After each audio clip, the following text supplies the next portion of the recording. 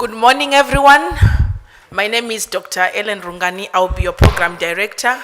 It's so exciting. Researchers are people who are very curious. So the room is filled with curious people. And as we get to be curious in our research, we ask so many questions and then we immerse ourselves in the discovery.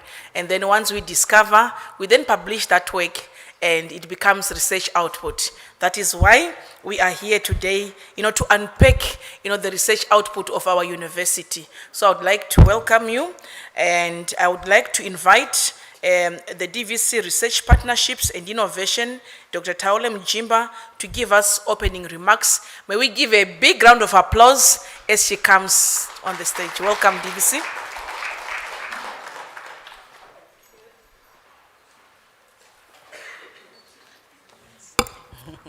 Short. Good morning, colleagues. And thanks, Program Director, for the introduction. Mine is a very simple one, and I'm here to just welcome everyone who's attending the UFH Research Outputs workshop today.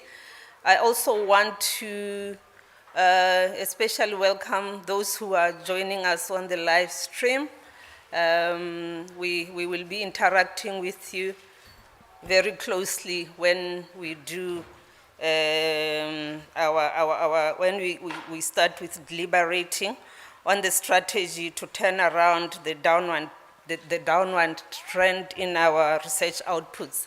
So a very warm welcome, and perhaps by way of introduction, it was on the 7th of June this year when I presented a summary of how the university performed in 2021. We normally get a report from our Department of Higher Education and Training, where we normally send all our research outputs, our publications, and they would then audit those, and out of that, then they give us a report on the research outputs that will qualify for incentives. So that is basically what I was presenting at Senate. And generally, especially on publications, the university is going down. So members of Senate were very concerned, and the suggestion then was that we have this kind of conversation to look into what strategies we need to put in place to ensure that we go up again as a university. So that is why we then called all of you to come together to look into how we have performed again, and perhaps even come up with very meaningful suggestions around how we can then turn that downward trend that we have observed. So that we'll be looking forward to those conversations, deliberations, and most importantly, recommendations around how we can move forward and ensure that we are up and running in a way that we said we want to go. And indeed, in our new strategic plan, we have said we want to pay particular attention to strengthening our research and innovation profile. And that implies, among others, that our research outputs need to be going up. So without much further ado, then I will start by giving an overview of that of the university's research outputs, and at the end I'll just throw in some ideas that we can toss around and deliberate on at the end of the session, towards the end of the session. Okay, then, let me start. So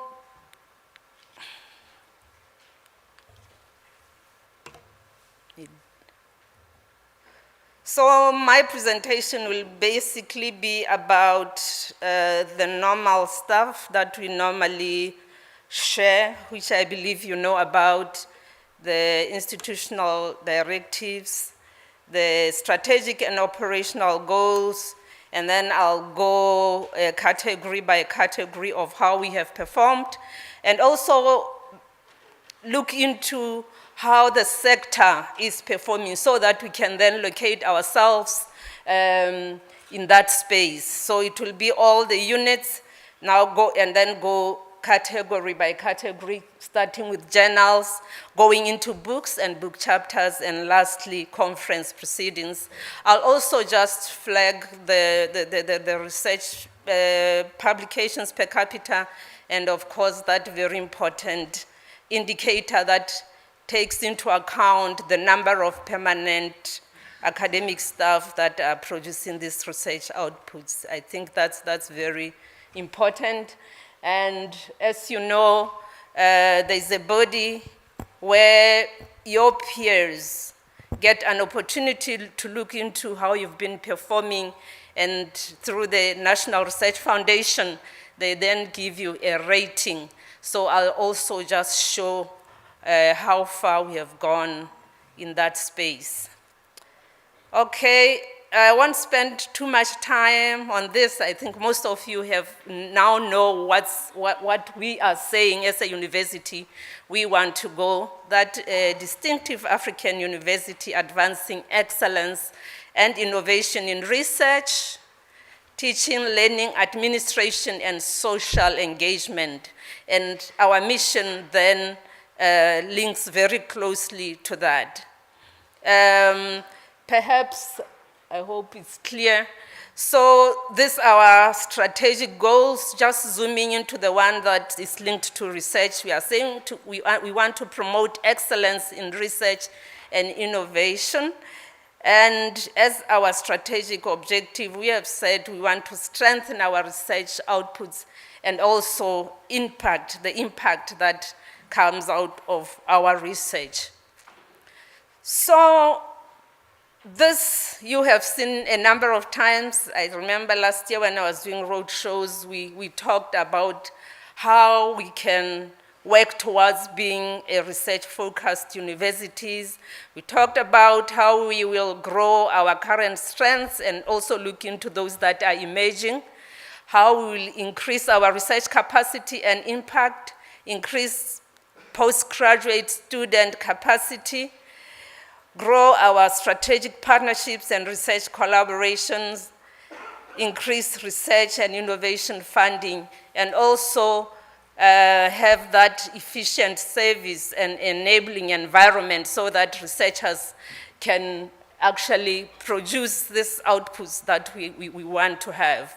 So in a nutshell, that's how we are saying we are going to drive the university towards becoming research-focused.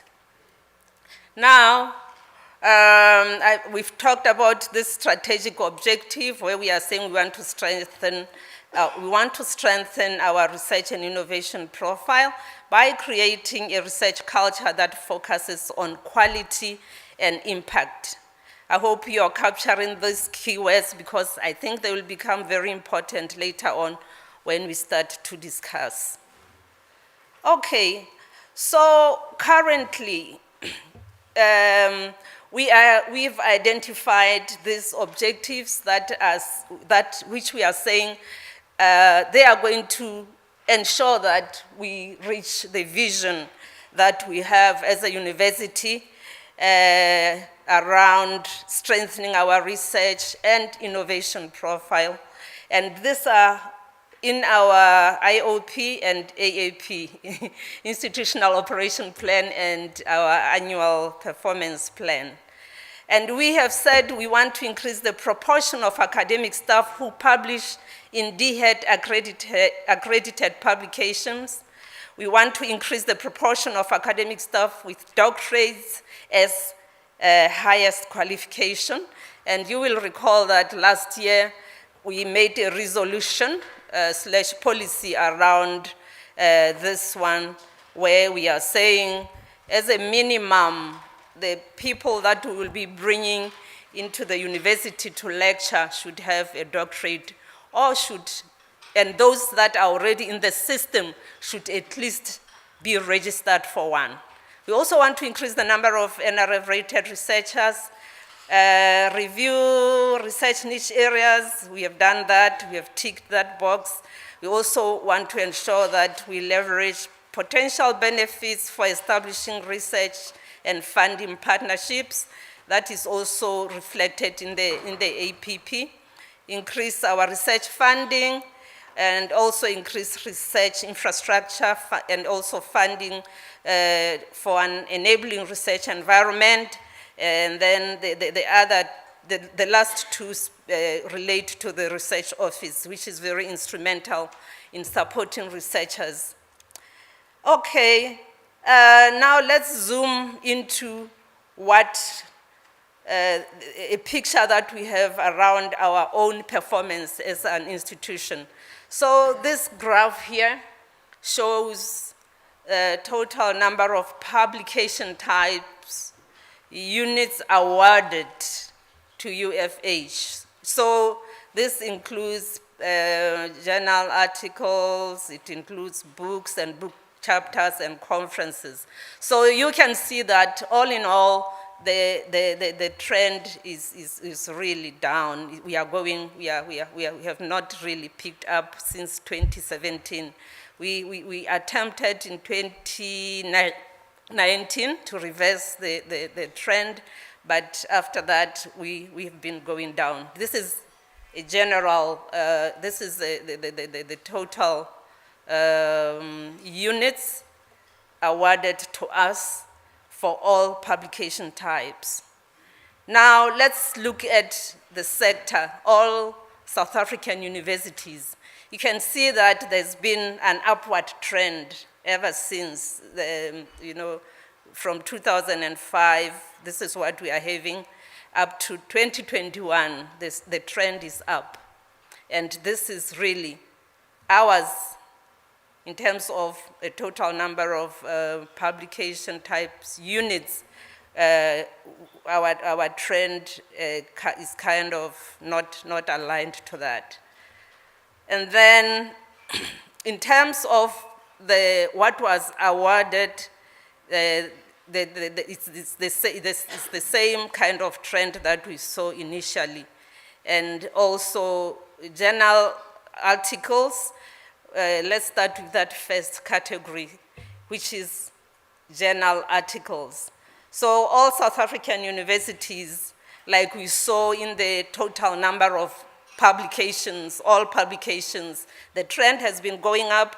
The same with journal articles, units awarded, the trend has been up for all South African universities. And for us, oops, all right, I'll come here.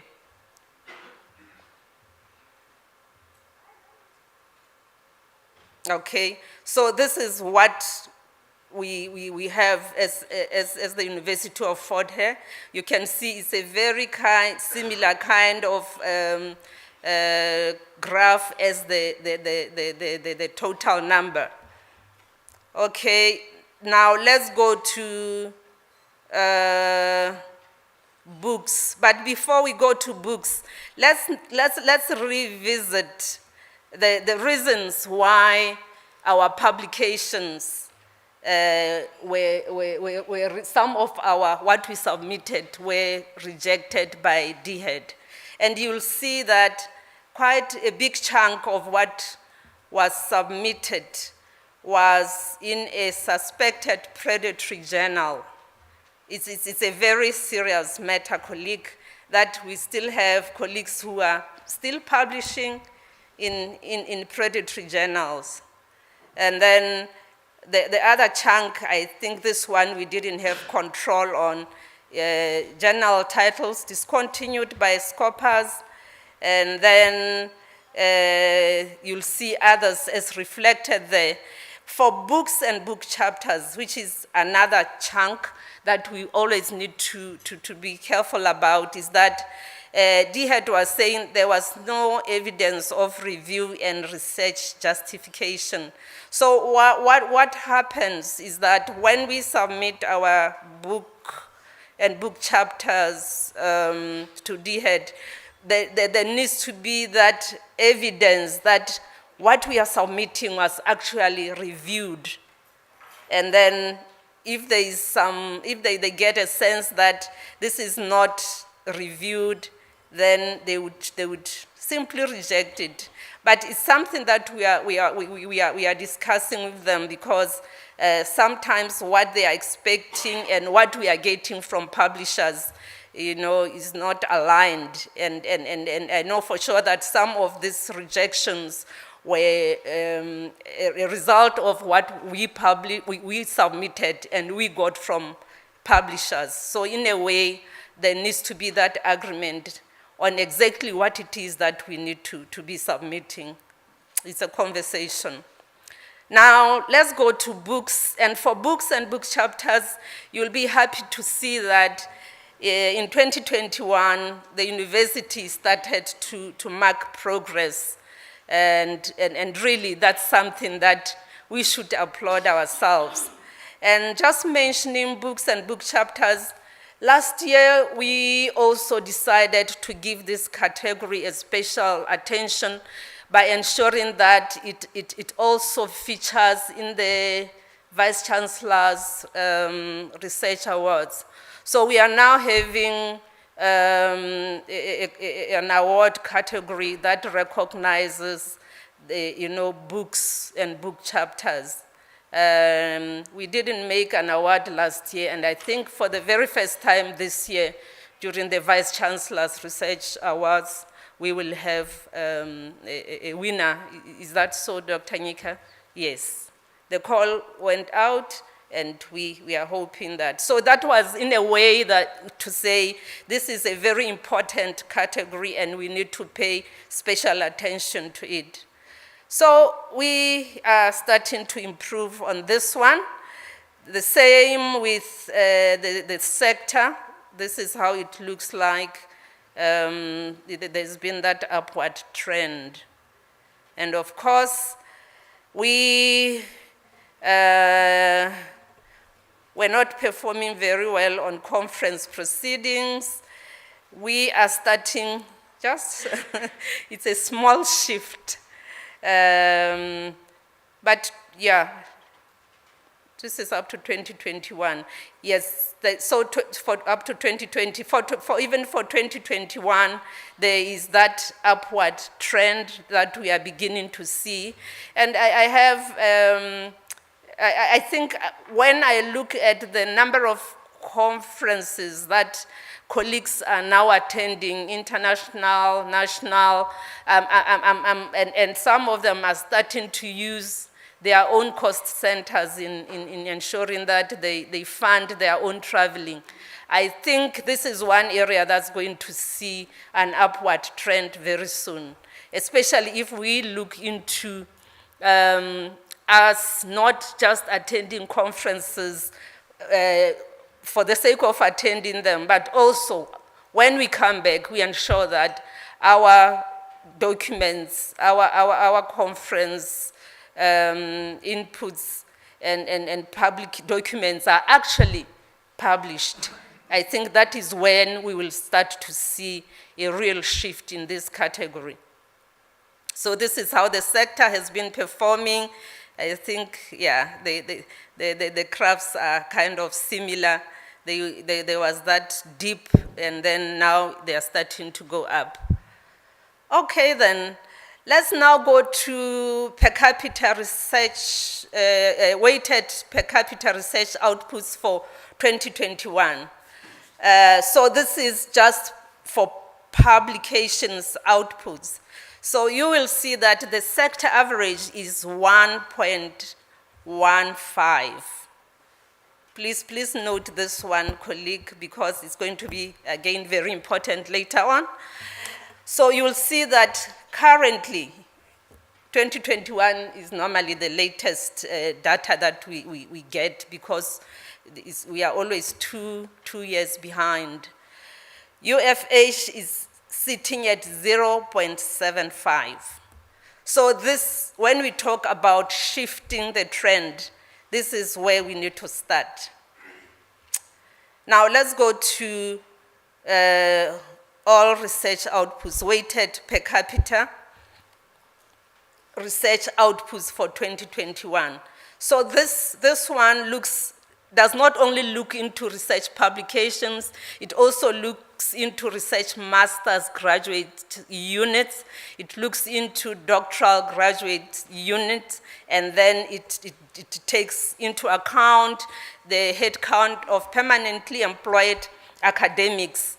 And as I always say, this is a very good indicator that looks into the research activity at an institution, but most importantly, how many people do the work. So it gives a very fair judgment around what we need to be looking into in terms of productivity. So again here, you'll see that the sector is performing at 2.10 weighted per capita research outputs. And again there, we are sitting at 1.70. There are other universities further down. So when we just stopped at where UFH was appearing, there are 26 universities public universities in South Africa. So you can see that again, we are below the sector average. So I also thought I should just indicate that the ratings, I think looking at where we started from 2 years ago, in terms of the numbers, 41, because this again is in our annual performance plan, and last year we managed to exceed the target. For this year, our target is 44, and so far we are sitting at 41, and I have no doubt that we will meet or even exceed that 44 because we are still expecting more results from the National Research Foundation. So here you'll see that the bulk of our researchers are sitting on C2 category,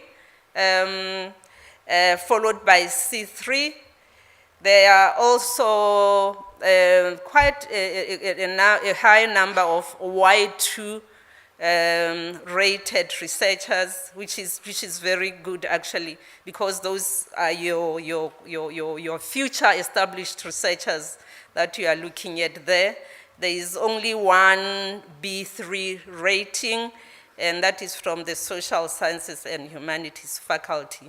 So, colleagues, this is where we are sitting, and the reason why I thought I should highlight this is when all else is said and done, we need to now, as a researcher, one needs to now avail themselves and ask other colleagues in the space to rate them, to see where they are at. And I think this NRF ratings are really a proxy of researcher excellence. Lastly, colleagues, I thought I should just throw in some considerations to to contribute towards the conversations that we'll have later on. And I'm saying, if we really want to turn around that trend that has been going down, these are some of the points that we need to consider very seriously. One, we need to have zero tolerance to publishing in predatory journals. I think this one should be a non-negotiable.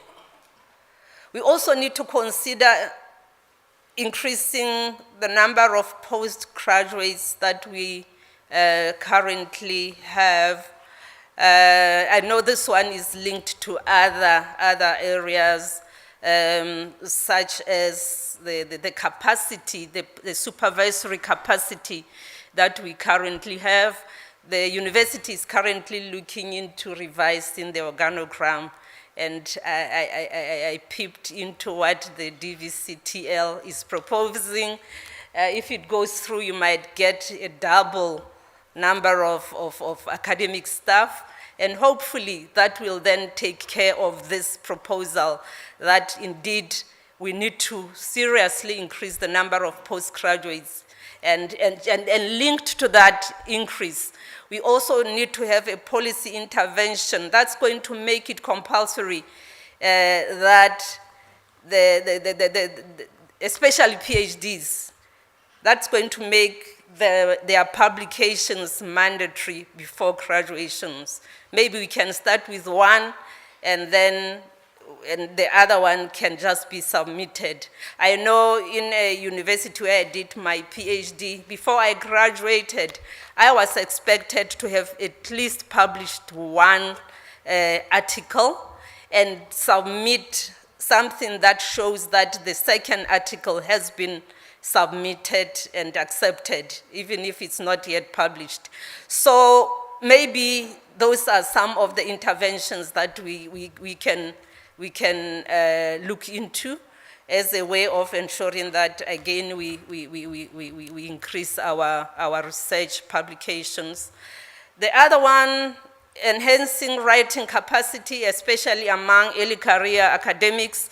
There is some elements of it that's been done through the research office, but I think that there needs to be a mix of what's done as a collective with what's done in faculties, because sometimes general workshops that look into everything miss out the specificities or the peculiarities of faculties. So we need to have a mix, have a general one, but also have faculty-focused writing capacity workshops.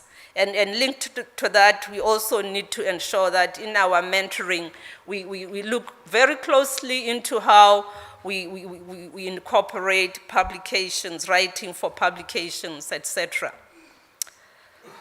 I've been thinking about, and of course some of it came from the inputs and recommendations that I got from colleagues, of perhaps incentivizing differently, and say if one publishes in the top journals, maybe 5% of the top journals, they can be incentivized differently, slightly higher than your normal kind of accredited journal.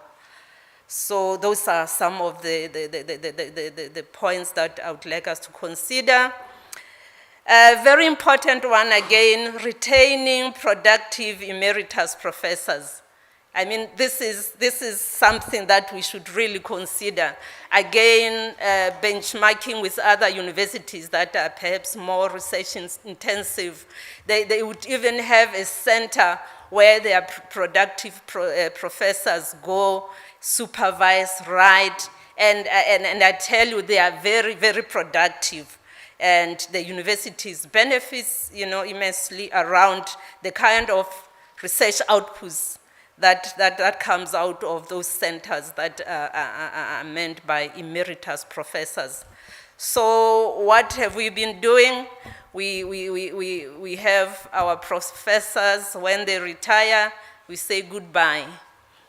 Perhaps that's something that we need to look into, that perhaps we find a way of ensuring that they remain part of us, and the university then benefits from their supervisory skills and also their publications. Let's talk about that. The role of institutes and centers. I think the role, the main mandate of institutes and centers, among others, is to ensure that they perform above what everyone does, and produce those publications. So we need to also talk about that. Academic workload management, very important. The DVC will also talk about that because indeed, if one does not manage that workload very well, they may miss doing research and therefore publishing. So how do we then ensure that we have efficient management of our workloads? Lastly, I'm done, colleagues. I think we also need to revisit that resolution that we had last year of a minimum number of publications per academic rank level. We settled for publications. And colleagues in the sector, the currency that's being used is units. I showed you the graphs, and you'll see that from DHEAD across the sector, what we are looking at is units. So when we talk about one publication per lecturer in the space of 3 years, rolling average, you might see that if that person then publishes with 5 others that year, and we have ticked it as one publication, at the end of the day, the unit that comes is really, it's really close to, it's not even half, So we need to revisit that conversation. I know it has been discussed somewhere else, but I think this is an opportune time to look into that resolution and see if indeed it will give us what we are looking for, which is to turn the trend and ensure that we increase our research outputs. With those remarks, Program Director, thank you very much.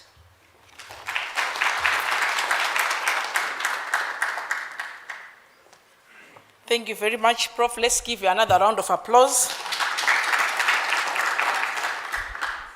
So when I was reflecting and I saw these pamphlets, written research output, and I could see some naming and shaming, and I was saying, I hope the names are not there.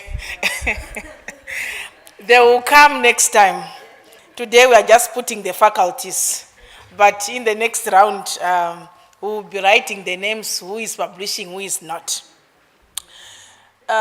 We have to agree, colleagues, that when real progress is made, we unlearn and relearn what we thought we knew, and we are here to make a conversation on, as we reflect on how to improve our download slope in terms of our performance, so that at the end of the day, we provide research which is for purpose, research for policy, research for practice, and of course, research for people that we normally forget, as we do our research. So as we unpack the program, I'm going to call upon Dr. Nyika, the Director, Research and Innovation, to go into faculty research output. Let's give him a round of applause.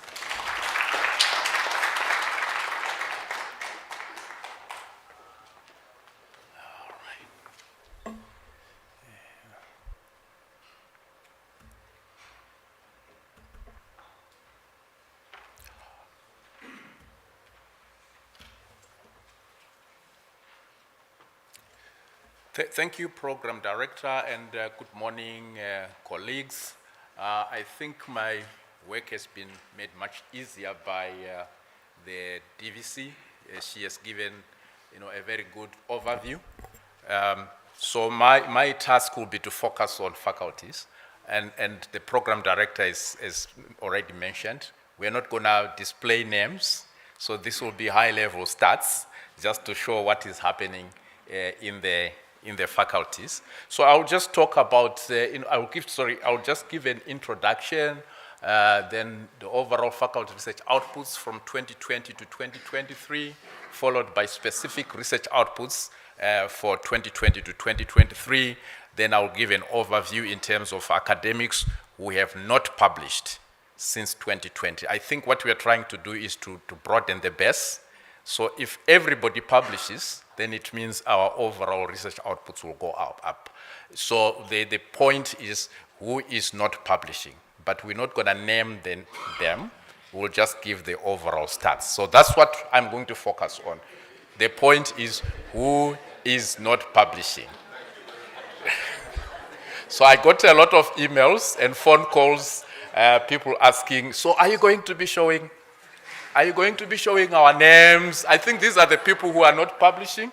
So they were quite aware that, they may end up being, displayed, but we're not going to do that.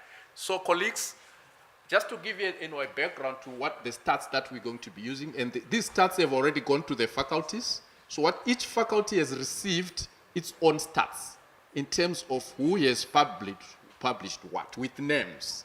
So at the faculty level, deans and deputy deans have received that, the stats that indicate who has published nothing since 2020 to date. But now I want to give a background, just an overview of how we got those stats. So for 2020 and 2021, we used the DHET approved research outputs. So in other words, if you published but you did not submit, we're not going to count that publication. For 2022, we used research outputs that were captured and were submitted to the DHET in May this year. But we still have not yet received the approved ones. So this is what we submitted to the DHET, but we are awaiting the list of those that have been approved. That's for 2022. For 2023, these are self-reported publications because we're still busy publishing. And what we collected is up to around June. So the numbers that you will see are not the final numbers because you're still publishing, there are still papers that are being considered. So it means the numbers for 2023 may increase. They are likely going to increase. Then the stats are in terms of number of publications. I think the DVCRP has mentioned that, according to the Senate resolution, we agreed that we're going to be looking at number of publications as opposed to units. So what you are seeing are number of publications, not units. So this is an overall picture of what faculties have been doing since 2020. And you can see the general trend where they are going down. Again, these are number of publications, numbers of publications, not units. So in general, you can see that there is some kind of a downward trend at a faculty level, right? Now, if we look at the number, I just used stats for 2020 and 2021 because these are the ones that are DHET approved. If you look at the number of publications for 2020, we produced 734 publications. And this is the point that was made by the DVCRPI. But in terms of units, that translated to only 275 units. So if we look at the number of publications, we may think that we are doing very well. But when it comes to units, it may be much less units than the number of publications that we have. The same applies to, The same applies to 2021. We produced 595 publications, but that translated to 245 units. So again, this emphasizes the point that we need to be looking at units as opposed to number of publications. Now let's look at Faculty of Education. No names. In 2020, overall number of publications was 49, 60, and there was a bit of an upward trend, but again, a decline started to occur.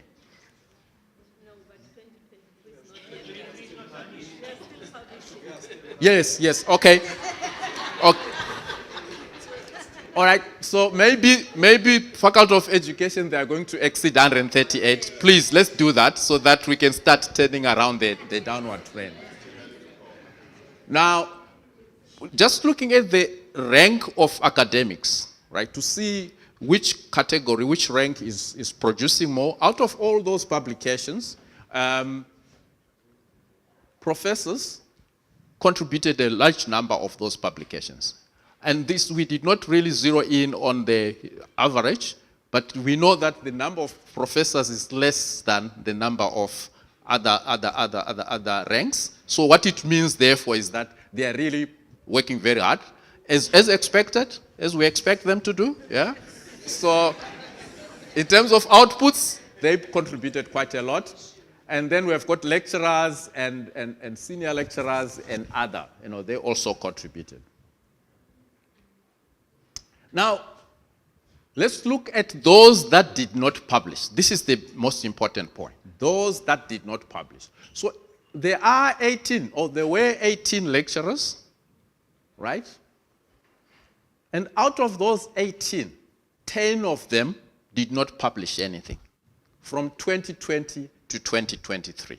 That's a period of 4 years.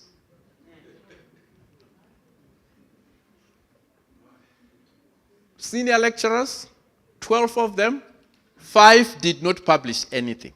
So this is the percentage of lecturers who did not publish anything. So more than 50% of them did not publish anything. When we look at professors, this is very good for us. All of them published, which means there is no one who did not publish in the period that we are looking at. And one of the professors is here, Professor Ngube. Thank you very much. Well, then others, we will not really dwell on those. Now, there has been anecdotal evidence that, publishing is associated with the highest qualification. So let's look at what's happening. So this slide shows the number of lecturers with PhDs, 6 of them. This is Faculty of Education. We're still dwelling on Faculty of Education. There are 6 of them, and 2 of them did not publish. But when you look at those that do not have PhDs, there are 8 who have got masters as their highest qualification, and out of those 8, 5 did not publish. The same applies to this is other qualifications that they may have. There are 4 of them, and 3 of them did not publish anything. But again, like we've said, if you go to the professors, they all published, so none of them has got 0. So that's it for Faculty of Education. Let's go to Faculty of Health Sciences. Okay, there is some kind of downward trend that we can see there. Of course, they are going to turn around this trend this year. It is going to be high. I think there are some colleagues from Faculty of Health Sciences here. Oh, all right. But just convey the message that we're expecting them to turn around the downward trend. In terms of contribution, the same pattern. The professors are working very hard, leading by example. And we have got lecturers here. They are also working very hard. But I think in terms of senior lecturers, it's just to do with their numbers. They don't have a lot of them. Now, in terms of who did not publish anything, for Faculty of Health Sciences, all of them published something. Right? All of them. So we're expecting wonders this year in 2023. Now, in terms of highest qualifications and the link to publishing, in terms of lecturers, they are still building up their staff members. So, they don't have many there. They've got 3 professors, and all of them published, like we have already seen. Now, let's go to Faculty of Law. It's not a very clear pattern there, a bit down, a bit up, but again, we all know that they're going to exceed those numbers this year. In terms of contribution, same pattern. It's mainly professors that are producing quite a lot, and also senior lecturers, which is very good. In terms of who did not publish, so we have 6 lecturers, and 4 of them did not publish anything. 6 senior lecturers, 2 of them did not publish. In terms of professors, there are 4 of them, and 1 did not publish. In terms of qualifications, I think there is not much there to say, except that those that have got PhDs, it's only 1 who did not publish. So let's move on to management and commerce. Okay, an upward trend, which they are going to maintain in 2023 because they are going to be somewhere there. I saw some colleagues from management and commerce, I think, and they are agreeing, they are nodding their heads, so they are agreeing with me. Right. In terms of contribution, it's a similar pattern, whereby it's the professors that are producing quite a lot. And in terms of not publishing at all in the period that we are looking at, there are 23 lecturers, and 14 of them did not publish anything from 2020 to 2023. 12 senior lecturers, 4 did not publish. But when it comes to professors, there are 8 of them, and all of them published. So none of them did not, was just, so that's very good. All of them are.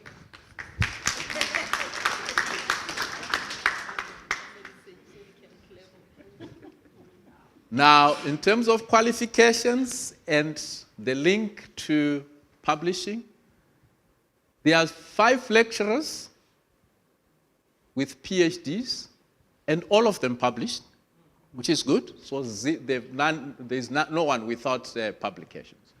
But when it comes to those that do not have PhDs, there are 12 with masters, and 10 of them did not publish. Then we have got 6 with other qualifications that are not PhDs, that are below PhD, and all of them did not publish anything. So we're beginning to see some kind of a link between having PhD as the highest qualification and not publishing or publishing. And also being a professor. And I think it's linked because I think all professors have got PhDs. So it's also linked. When it comes to professors, there are 8, and there's only 1 who did not publish. There's only 1, but they've got quite a good record of publishing. So, and even when you look at the senior lecturers, there are 6 with PhDs, and all of them published. But when you look at senior lecturers without PhDs, there are 4 of them, or in fact 6. And out of those 6, 4 did not publish. So colleagues, these stats are in the documents that we have been given. So I just want you to be able to understand when you go through those documents. All right, let's look at Faculty of Science and Agriculture. All right, a downward trend, then they started going up, and they are still going up for 2023. Oh, sorry, what happened here? All right, again, similar pattern is the professors that are contributing the largest number of publications. In terms of qualifications, we can see that we have got 37 lecturers, and 24 of them did not publish anything. Senior lecturers, 23 of them, and 11 did not publish anything.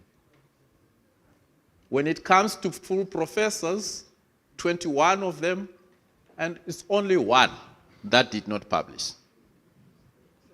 Associate professors, 4, and 2 of them did not publish anything. All right, in terms of link between publishing and highest qualification, there are 17 lecturers with PhDs, and 7 of them did not publish. But when you look at those that do not have PhDs, we have got 18 plus 2, which is 20, and out of those 20, 17 did not publish anything. When you go to the professors, there are 21 of them, and it's only 1 that did not publish. Associate professors, 4 of them with PhDs, and 2 of them did not publish. Social sciences and humanities, all right, there we are, upward trend, and they stayed at 91, but this year we know they are going to exceed last year's record. Let's look at the contribution by rank. Same pattern, it's mainly professors. And here, senior lecturers, they are really doing quite a good job, yeah, exceeding the senior lecturers. But again, these are not averages. So it may be that it's just their number, that there are many lecturers, but more than the senior lecturers. In terms of not publishing or publishing, let's look at this, sorry. There are 36 lecturers, and out of those 36, 21 of them did not publish anything, which is more than 50%. When you look at senior lecturers, there are 14 of them, and 10 of them did not publish. Let's look at professors, full professors. There are 15 of them, and all of them published, which is good. Link between highest qualification and publishing. So there are 15 lecturers with PhDs, right? And 5 of them did not publish anything. But when you look at those that do not have PhDs, there are 21 of them, and out of those 21, 16 did not publish. When we go to the full professors, the other end, there are 15 with PhDs, and they all published. All right, so just some take-home points. What I did a statistical analysis, because we are just saying, okay, it looks like there is a link between publishing and not publishing. But as researchers, we need to do some statistical tests. So I did a Pearson chi-square test just to see if there is a significant link or a significant association between not having a PhD and not publishing, or conversely, having a PhD and publishing. So you'll see here that the analysis then summarized all the stats for all the faculties. And you'll see that for those highest qualification, that's up there, and these are the outputs. So if, in terms of PhDs, those that have PhDs, 46 of them did not publish, out of a total of 150. So if you look at those that do not have PhDs, so 69 of them did not publish, but only 29 of them published. All right? So this is the cross-tab, the statistical test that was done. And when you do the Pearson chi-square test, it gives us a p-value of less than 0.01, which is statistically significant. So in other words, what it is telling us is that what we have been observing and just in our views, saying there is a link between highest qualification and publishing. Now, there is a statistical test which is proving that indeed there is a statistically significant association between having a PhD and publishing, or conversely, not having a PhD and not publishing, which is why the university is trying to make sure that all our academics, those that do not have PhDs, get their PhDs. So this, I'm just summarizing now. Overall, I think this we have already seen, and the DVC has already alluded to this. Our research outputs have been decreasing, and also, but for books and book chapters, we've already started to see an upward trend, and that we hope is going to continue. Then there is a statistically significant association between having PhD as highest qualification and publishing, or conversely, not having a PhD and not publishing. In general, higher ranks are publishing more than the lower ranks, as we expect.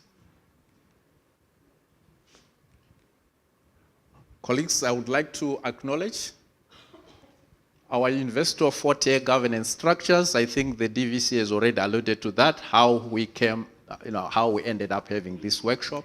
So I would like to acknowledge our University of Fort Hare, governance structures, I would like to acknowledge our DVC RPI, for being available. I can call anytime, and she can create time.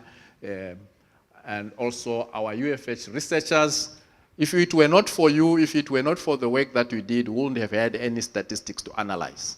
So it is because of your work that we are here, and we're going to be, unpacking how we can keep on improving our research outputs.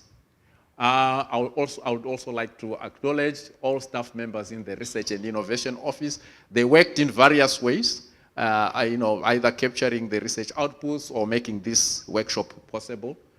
And more specifically, I would like to acknowledge the Research Outputs Unit. They are the ones who really, worked very hard to enable this workshop, and that's the list of the team members. Thank you very much, colleagues.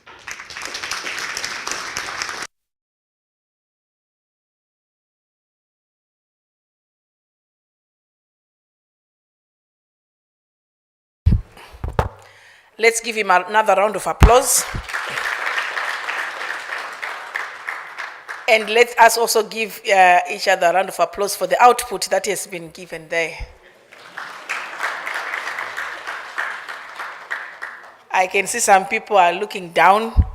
And as Chinyo Achebe always says, an old woman always feels uneasy when dry bones are mentioned. It's not us who, and it's okay to be uncomfortable. That's the reason why we are here. The good part is we are in a path where we want to correct it, where we want to find ways where we can increase our research output. And as we are still looking at research for purpose, we are now going to call upon the DVC Teaching and Learning, Prof. Vitao, to look at the UFH Academic Workload Survey on research output. Let's give you a round of applause.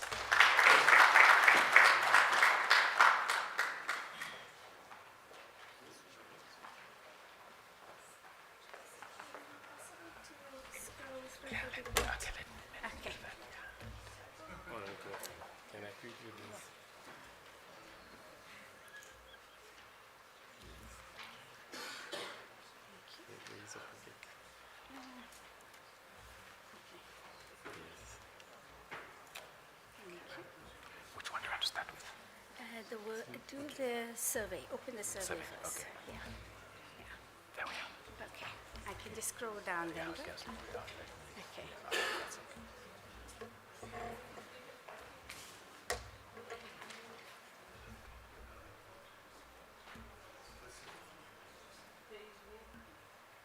Thank you.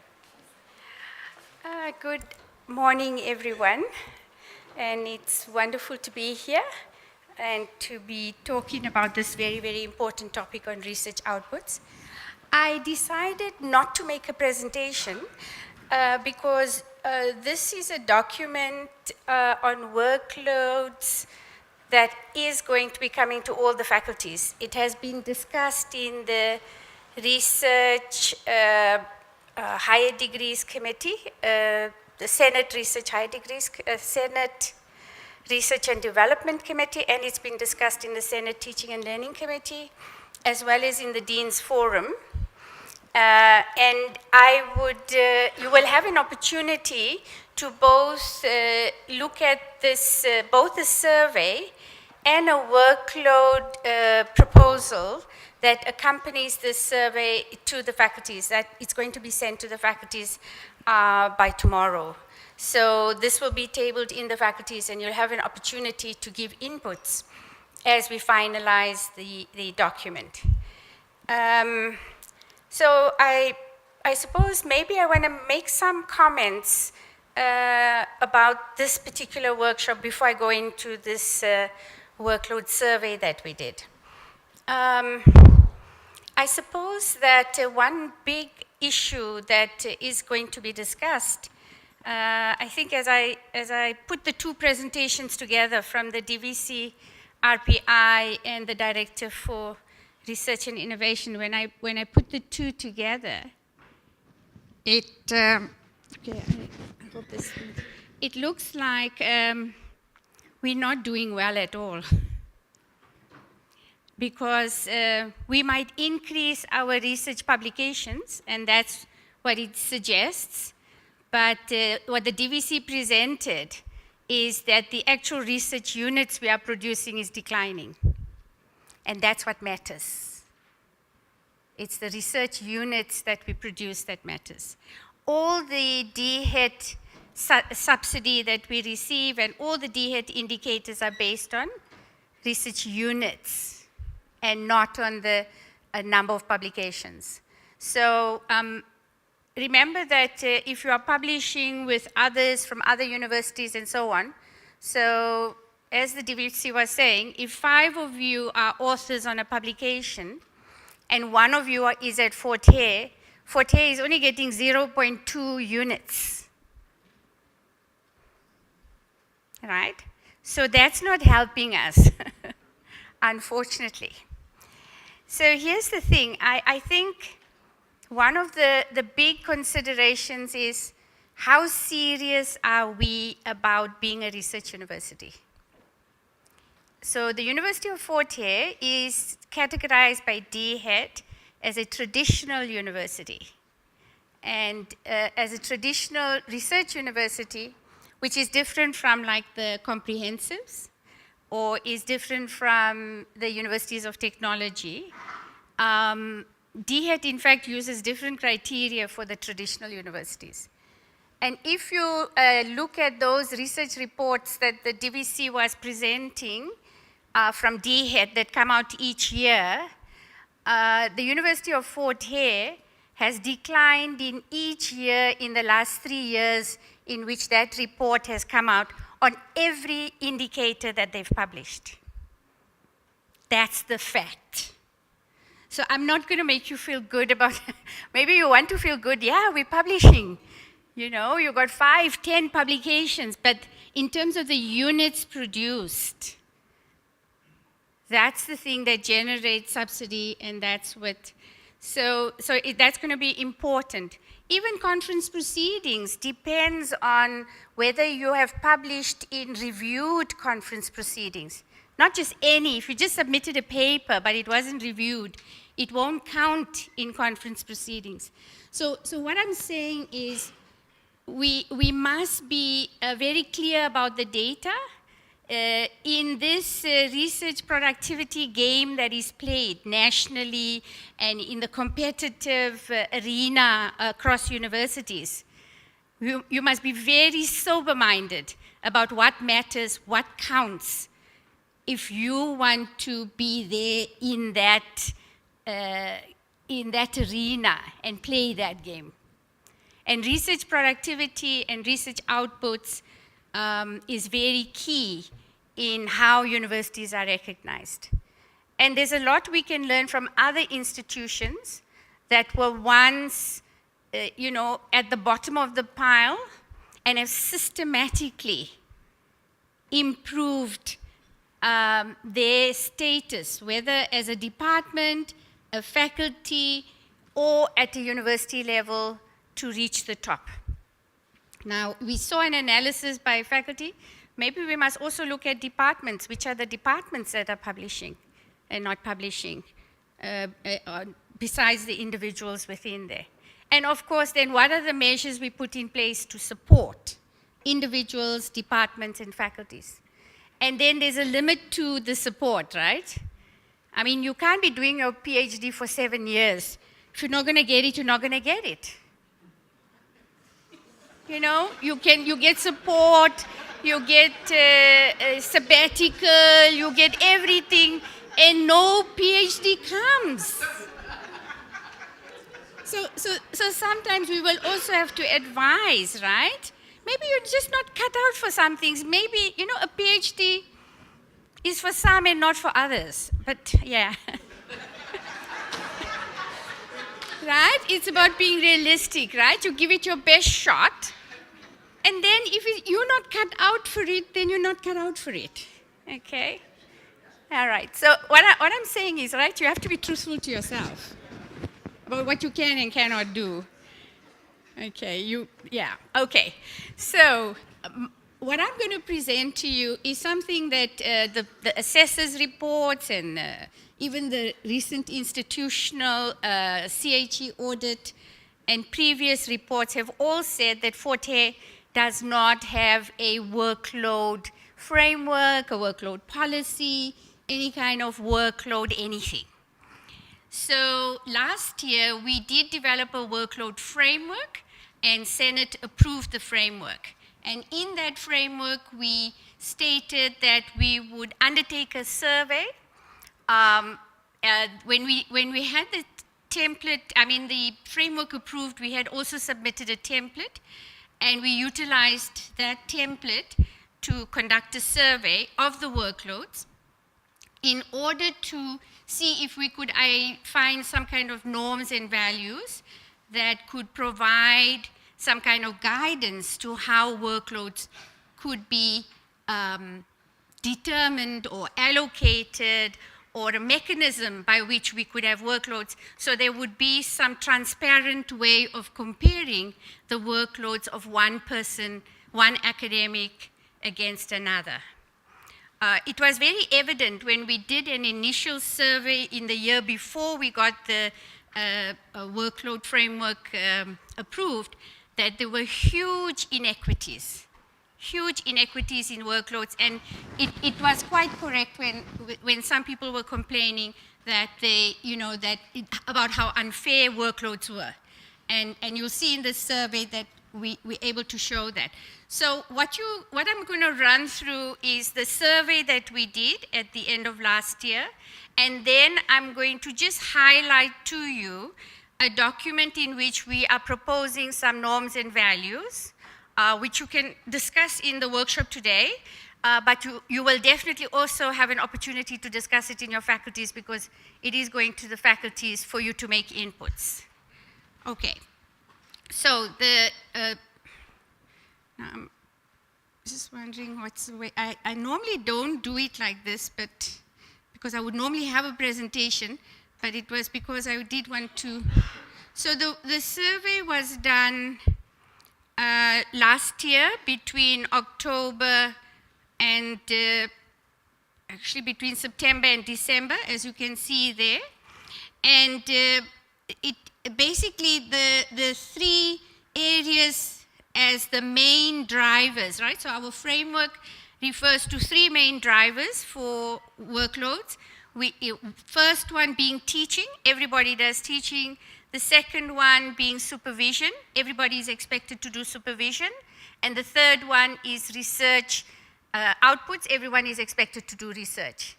All academics are meant to do those three things. That's what you get employed to do in the university. Those are the core main drivers. Now, there are a lot of other things, but what we're saying, we're only going to try and quantify those core. In the survey then, which we sent out, we got, you can see the return rates we've got. Last year in 2022, there were 315 permanent academic staff. And so we had 197 responses to our survey, and you can see how those responses were distributed across faculties. So we had a fairly good response from all the faculties, and so that was at 62.5%. We did also include, we sent the survey out to everybody who's teaching in the university. So we did also have a response from, we categorize them as non-permanent, but not a very good response, as you can see there, but it does nevertheless give you an idea of how the workload is being distributed. So it's a reasonable representation of workload from this survey, and in the presentation, because we have a short amount of time, I'm only going to focus on the permanent academic staff. So what you'll see the report you'll receive, it has a lot of tables, analyses that you can look at of these respondents. So we had all the faculties represented, and you can see the number of staff that responded from each faculty, a reasonable representation. And then you'll also see, we also provide, so the two analytical levels that we use in the survey is to give you some information by faculty and information by rank level. Those are the two that we are using. And you can see that we had a good representation, 25 professors, 26 associate professors, 45 senior lecturers, and 101 lecturers responded. So that was fairly representative in allowing us to have an understanding of what the people who responded on the survey that I'm going to present now. You can see also that we had all levels represented from all faculties in respect of the permanent staff. So that also gives you an idea. Of course, our rank levels are not evenly distributed. So you can see there are, many more professors. The largest number of professors are sitting in the Faculty of Science and Agric, for example. Okay. And we also looked at, how long people had been here. Now, I'm going to maybe focus, let me just focus on now in terms of the, okay, I can see this is really not a good way to do a presentation. So we did focus on people with doctoral degrees, right? So we looked at people with doctoral degrees, and this is important. We're focusing today's workshop on this. So the respondents we had, 113 of them who responded had their doctoral degrees, and 38% had their masters. But you can also see that we have a number of academic staff in some faculties that have qualifications lower than a master's. And that's something we do need to address. You'll see that this is also important because one of the questions we also asked is whether you are currently studying for your doctorate.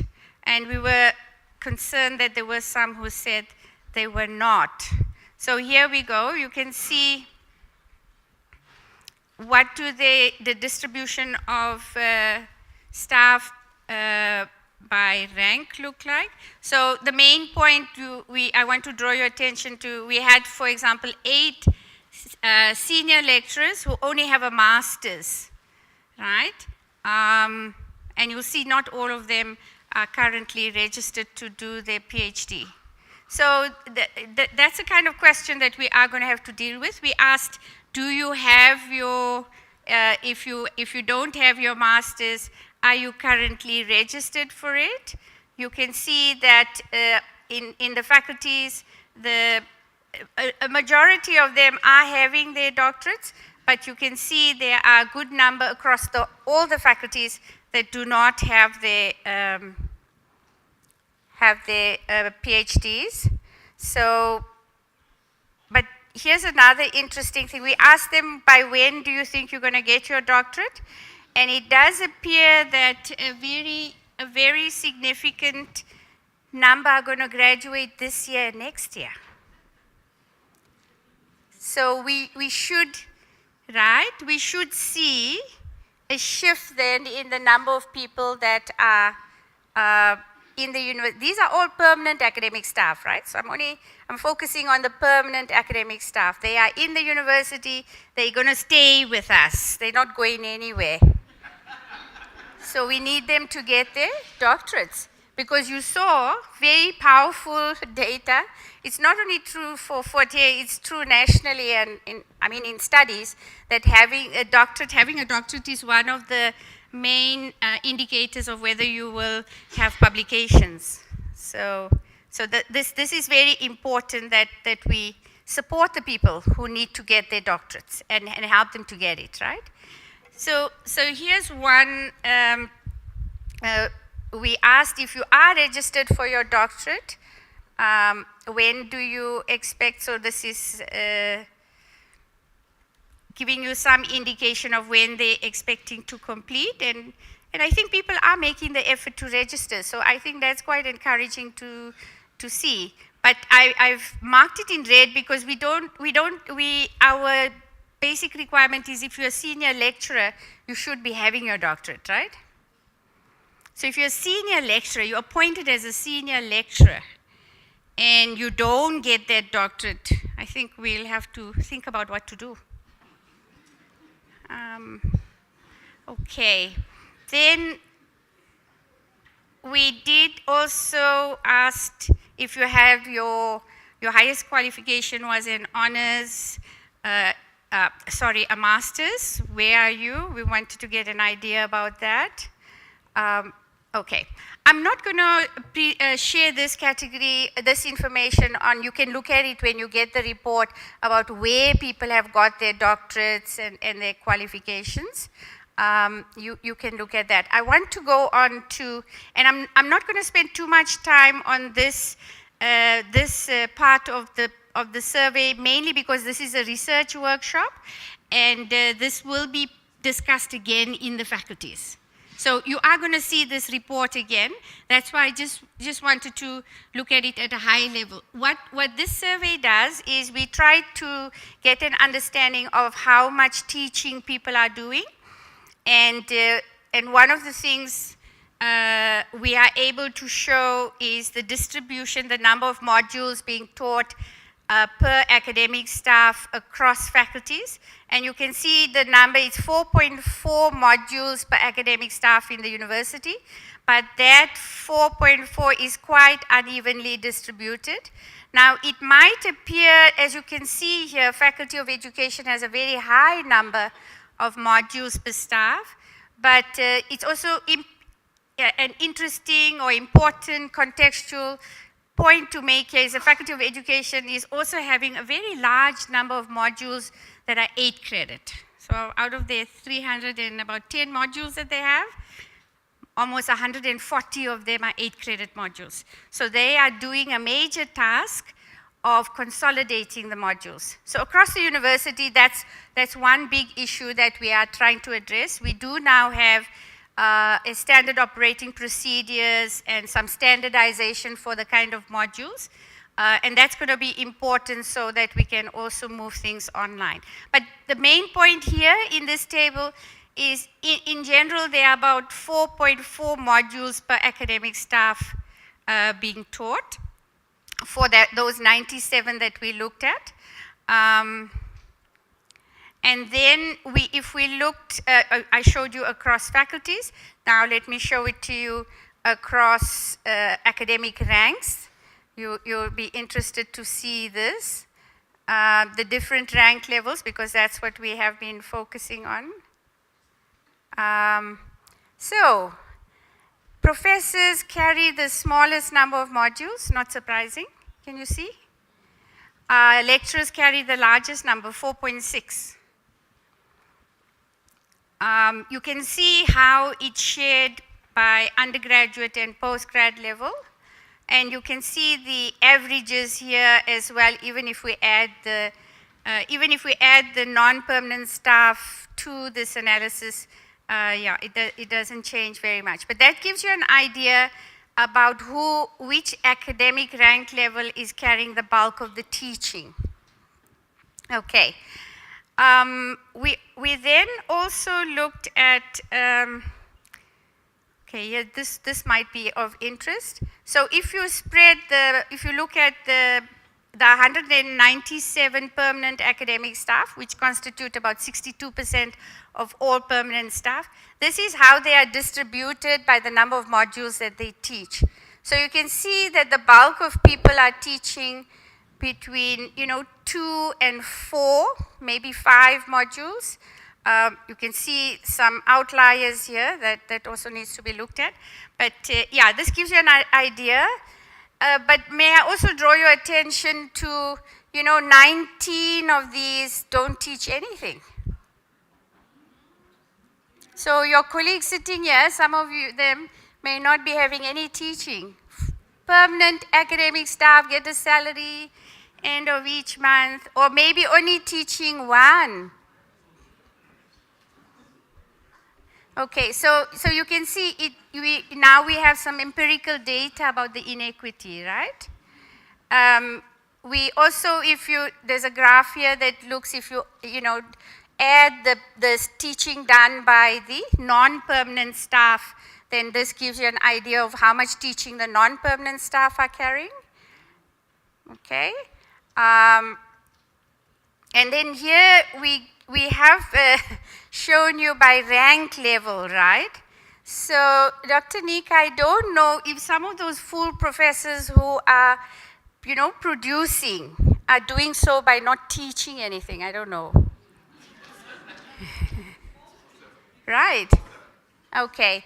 So if we don't have a transparent way for everybody to see everybody's teaching, right, and supervision and research, then there could be people that, like, they're benefiting from some parts of the system in a way that other people carry heavier loads on. Because remember, if you are publishing, you are also getting research funding. And that means you're getting funding that allows you to go to conferences and things like that.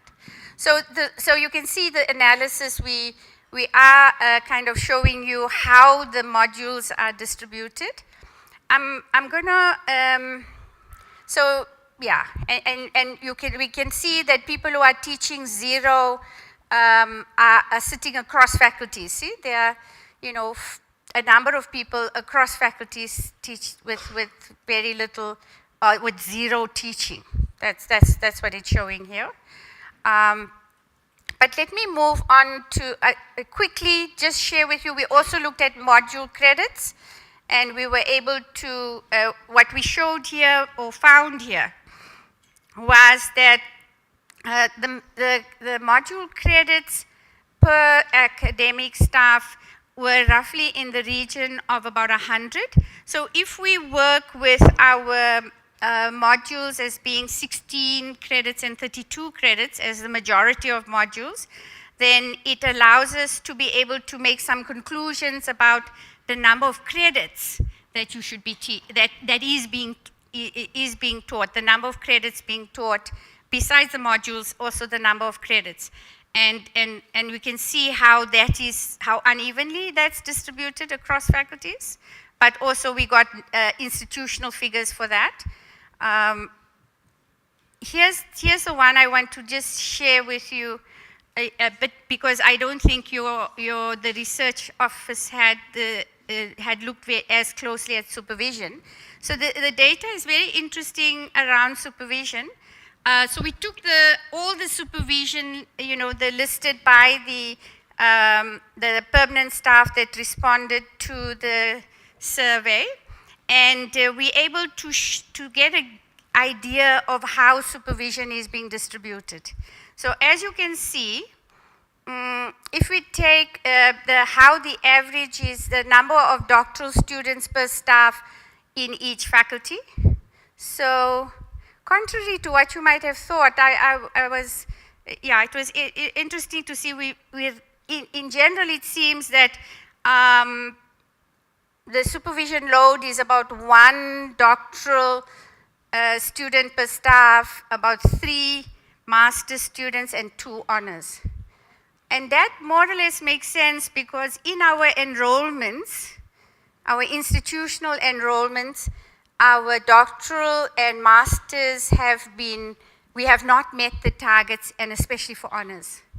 So there are a lot of honors programs here that are being taught that are not meeting enrollments. We have fewer honors, than in fact masters. So this is showing that skewness, right? Is showing up here.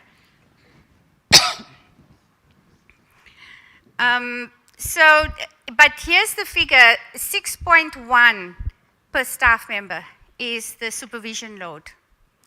If you add, doctoral, masters, and honors.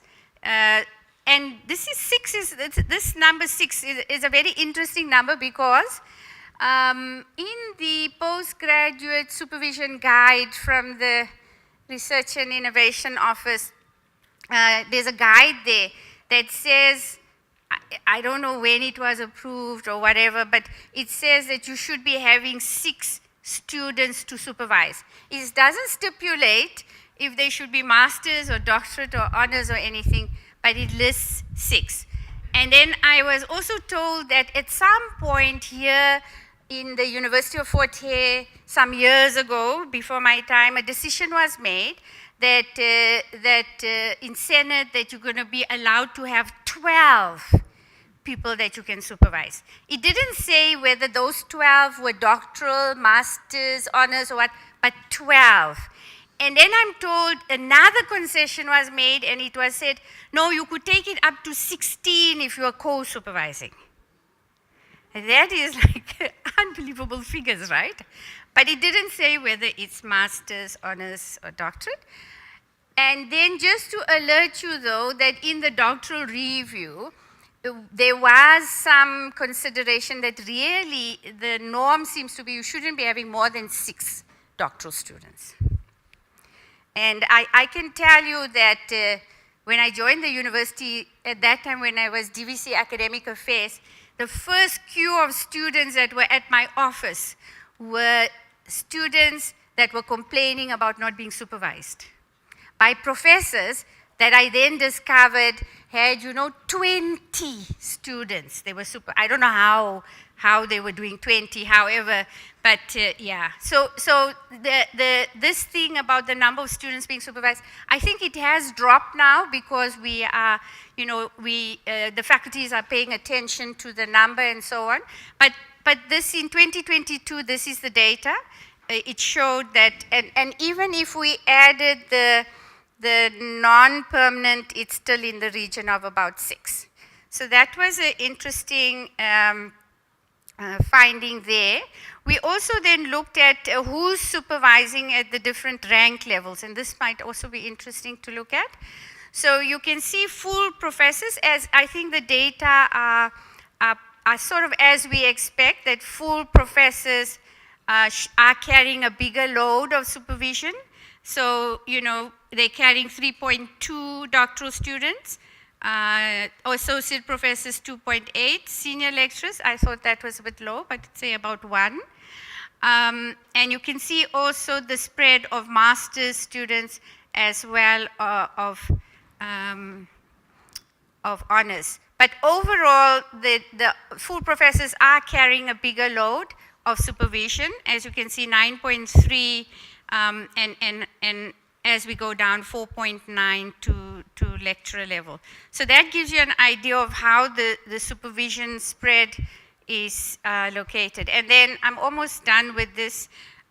We also tried to get an understanding of the extent to which students were being supervised by one person or by more than one. So we asked this question about, we asked people to indicate if they were sole supervisors, meaning they were individually, the student had just one supervisor, and you can see that the bulk of the students, of the 1,205 students being supervised by permanent academic staff, 703 are supervised by individual academics.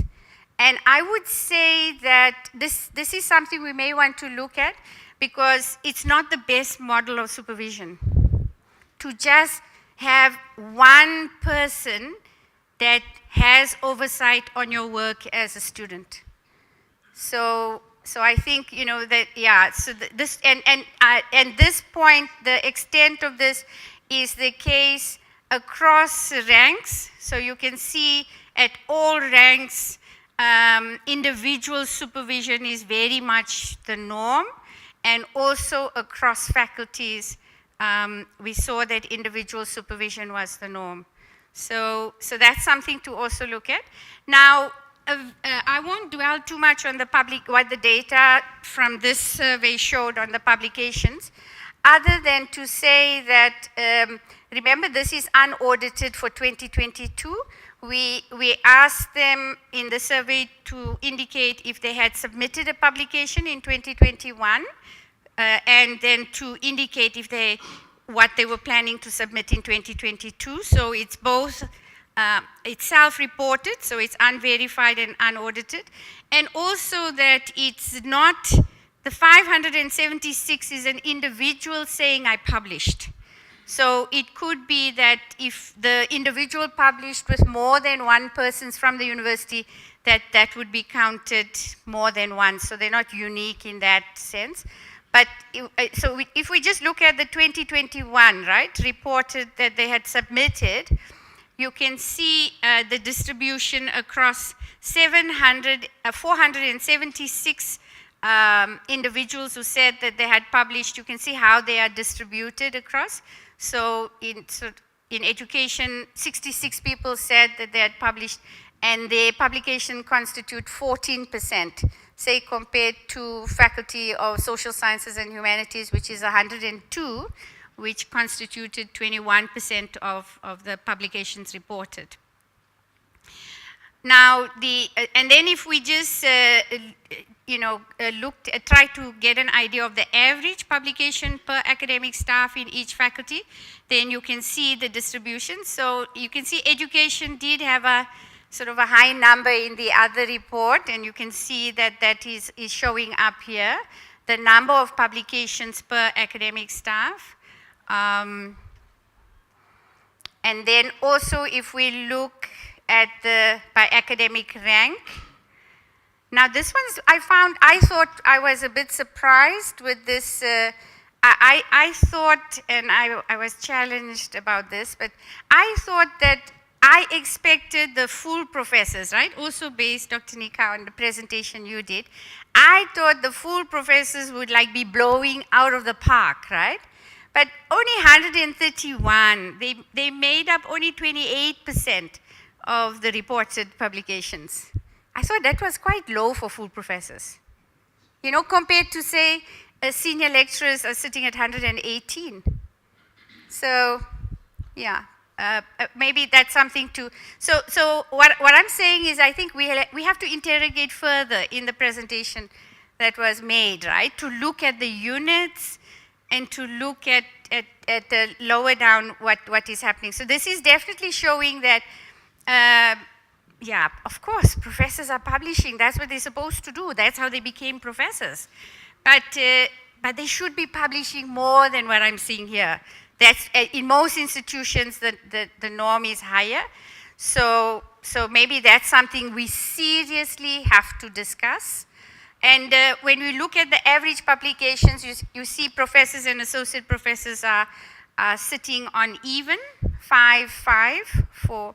And it only worked out to, from the survey of the 197 permanent staff, it worked out to 2 publications per person. So that's quite low, I think. And here, again, it confirms a point, people with doctorates accounted for the largest number of publications, 409, or 86% of the publications. And then also that same finding again, 100 confirms your point, Dr. Nika, of the 113 who had doctorates, the people with doctorates were publishing at least 4 articles in 2022. And then I won't belabor this point. We did also establish that in the sample we had, in the respondents we have, that there were at least 61 out of the 197, that means 1/3, almost 1/3, did not publish at all. That's a very big base, I think, of people not publishing. So that definitely, and you can see there are even associate professors and full professors and senior lecturers that are not publishing. So definitely that needs to be, and I don't think, I think, yeah, okay, I won't say what I think needs to be done. And you can see that the non-publishing, as we saw, so Dr. Nika's presentation has, but in this survey it showed again the 61 who are not publishing, they are spread across the faculties. I must say I was surprised to see that it was 15 of them and 17 sitting in science and agric and social sciences, right? I didn't expect to see such large numbers there, but yeah, that was something to see. Then we also checked, are there people who are not supervising, Now remember, supervision means no masters, no doctorate, and no honors even, right? No honors even. So what we see here is 32 people of the 197, 16%, reported that they didn't do any supervision in 2022, including 1 full professor and 5 senior lecturers. No supervision at all. So, yeah, it just highlights the point, and you can see no supervision. These are people that, these 30 people are sitting across all the faculties. So they, or across the board, it's not like they're more in one faculty than another. You got them in all the faculties that you got permanent academic staff who are not doing any supervision. So it shows that we really need a way to know who's doing what. Okay, I want to share with you, then out of that survey, we are proposing some norms and values. I'm seriously out of time, DVC? Okay. Some norms and values for, oops, sorry, Dr. Nika, you're going to have to help me here. What did you do earlier? View. Okay. Oh, thank you. So based from that survey data, right? From the survey data, we're making some proposals for how to have a workload, an academic workload, which accounts for teaching, for supervision, and for research. We're saying those are the 3 main core drivers. And we can quantify the academic year and provide some figures for workloads. So an academic year is a 46-week academic year if you take account of the mandatory leave periods and all of that. And also if you consider how the HEQSF defines an academic year.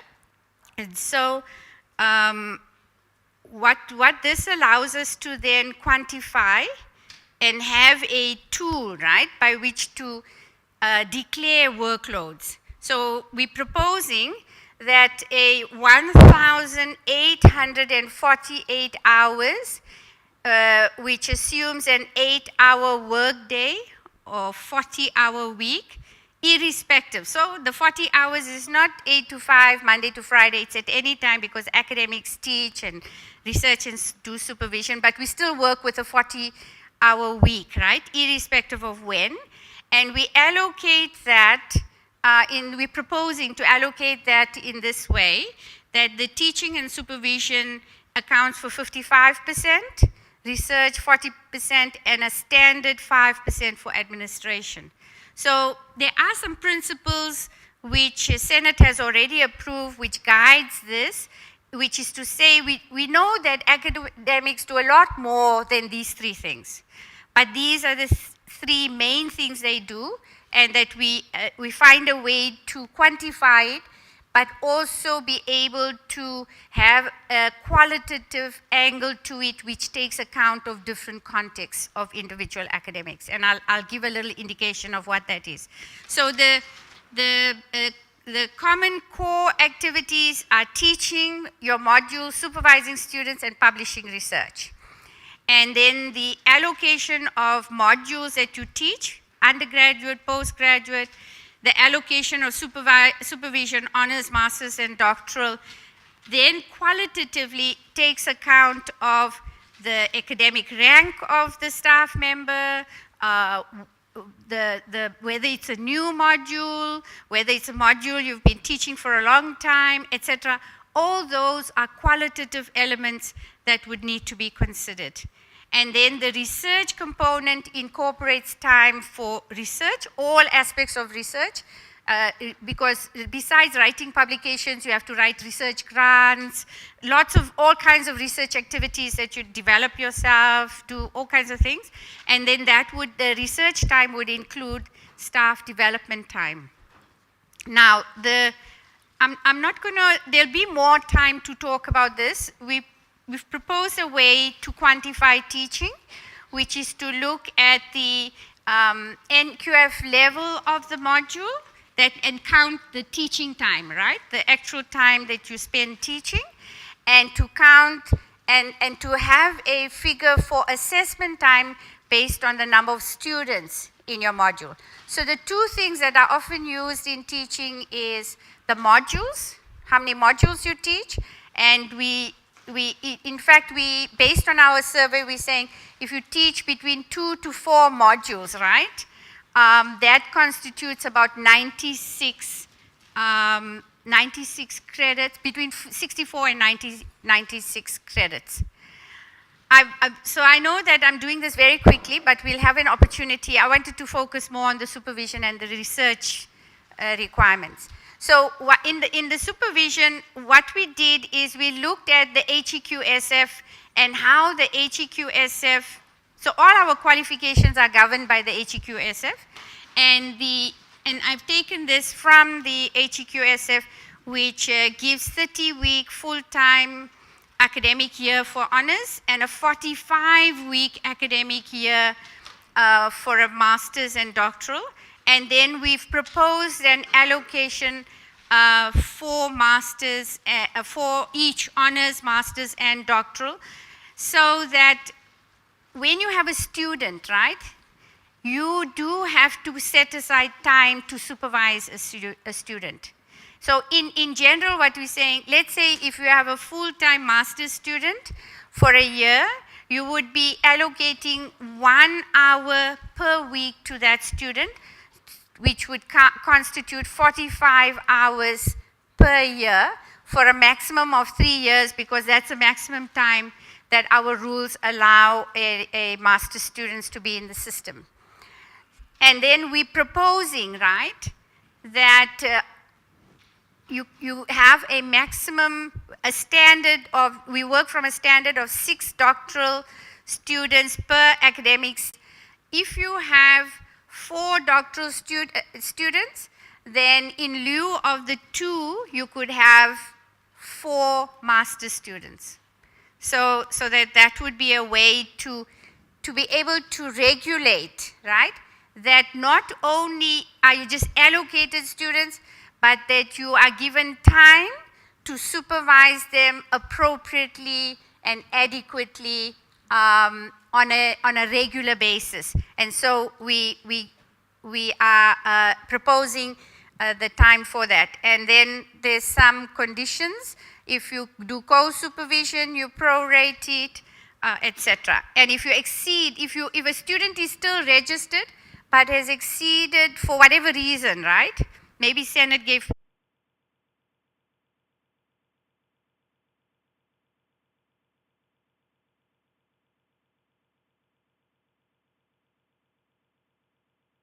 teaching and learning part, I'm just trying to say we should teach less, fewer programs, but teach good quality programs that attract students to our university.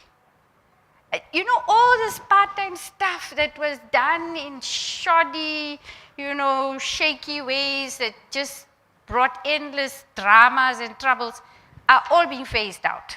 We're not going to do this funny business there. You teach proper, good quality programs. You teach updated, modern curricula of the 21st century. And you do research, because we are a traditional research university. And we want to be up there, wherever up there is. And each of you have to think about that up there, where you want to be, right? Where do you want to compete? You should be collaborating internationally, wherever you can, because that's one way to up your own game, right? Your own game is by collaborating internationally. Don't set your sights only nationally, right? Yeah, nationally we're not really there either.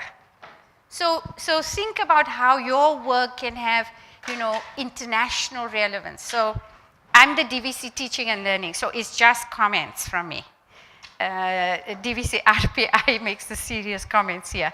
And then to conclude, what we're saying is that we've allocated that time, 40% of the time for research, That research time includes the time to get your master's and doctoral dissertations and thesis done, and also to say that our rules do say, the revised rules do say, that when you submit your doctoral thesis, you should be submitting an article. So that's also another way in which, you know, those of you who are supervising doctoral students, you should be publishing with your doctoral students even before they get their degrees. And then we've allocated a standard administration time for all academics, which is 5%, which is 5% works out to 92 hours. It's 11 days of administration.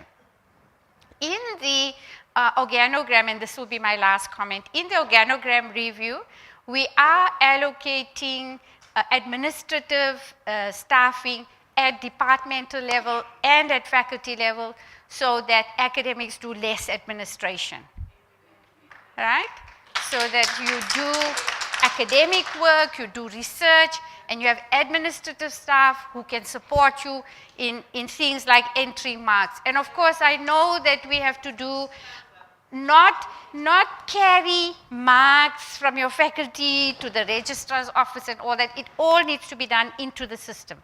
So we're going to work at getting that right so that you are free to do teaching, supervision, and research. And you have the challenge in front of you that you must try to achieve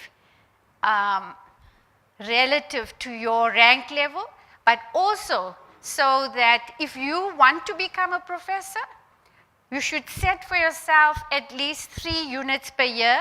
In the next 3 years, you will become a professor, right? Because you will have generated that publication and you would have generated the work that's needed to be done at a level to give you the recognition, right?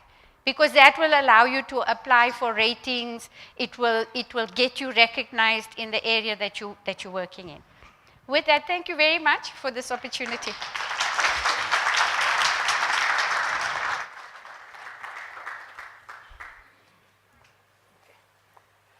Thank you very much. Let's give you another round of applause. You know, when you give a teacher a microphone, they take over. But we gave you the time because we knew that load shedding was coming, so we're playing the trick with the tech team. Colleagues? Yes.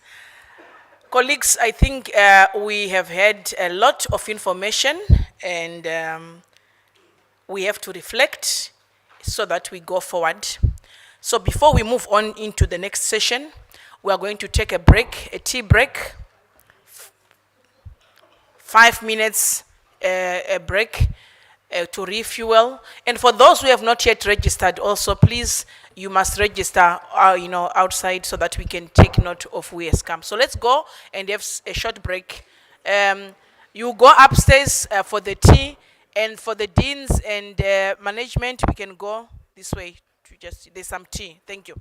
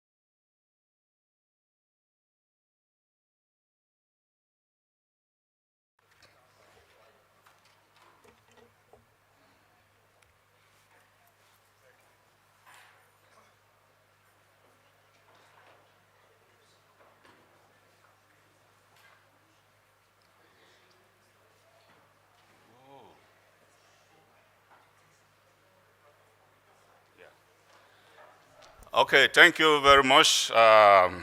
Program Director, once again, thank you for anchoring this activity. And I want to take this opportunity to thank our principals, the DVCs, DVC Research and Innovation, as well as DVC Teaching and Learning for the presentations, which I think that are going to really be very important in our deliberations today.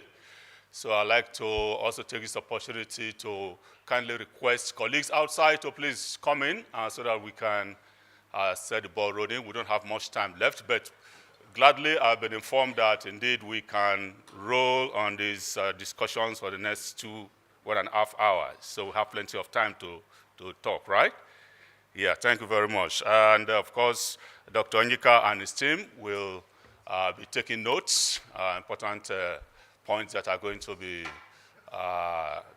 discussed today, as well as suggestions and recommendations that are going to be made. So they will help us in taking down the notes. My job is pretty easy. I'm here to facilitate. In other words, I'm to coordinate the activities of this very important phase of this workshop.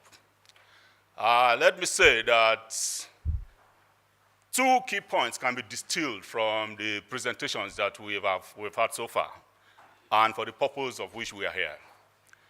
And these 2 points, as far as I'm concerned, are as follows. 1, the reality that many of us academics here are not publishing. That is 1. The reality that a huge chunk of academics in this university are not publishing. And what are we going to do about that?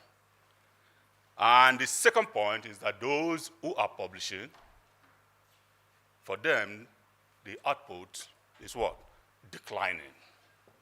So I think those are the 2 key points that is going to drive our discussions for today, being guided, of course, by some of those points that have been articulated by our 2 principals. And we are therefore requested to assist the university in coming together and providing solutions onto how we can turn around. I can tell you for sure, and for the benefit of my experience, that by the time you are beginning to experience a kind of a decline like this, I can tell you that it's pretty difficult to bounce back. So the earlier you start, the better for you, the better for the system. And I'm happy that indeed we have taken the initiative, of starting to look at ways that we can turn around the situation. I would like to thank management for the opportunity. Of course, this is going to be the beginning of several other discussions, as I suspect, to helping to turn the tide. We hold this university the responsibility, especially for those of us who have been here when it was rosy.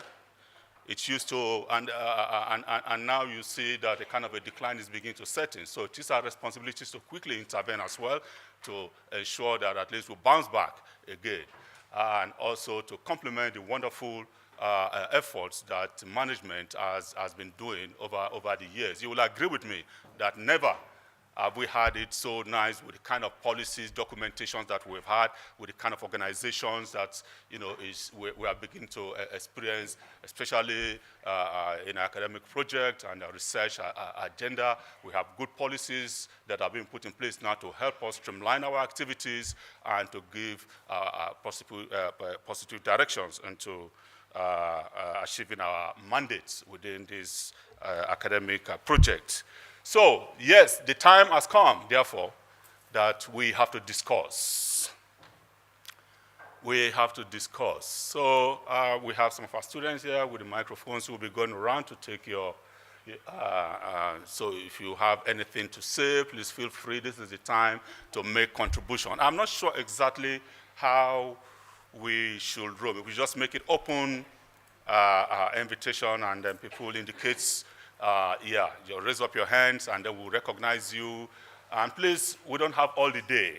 I think we have just about an hour or an hour and a half at the most, so you can imagine that we need to be very organized with respect to the time slots for each and every one of us. So please try as much as possible. I will say maybe for the first round, we'll restrict your points to maybe about 2 points at a time, and then we can do another rounds of contributions and so on, so that we can finish on time.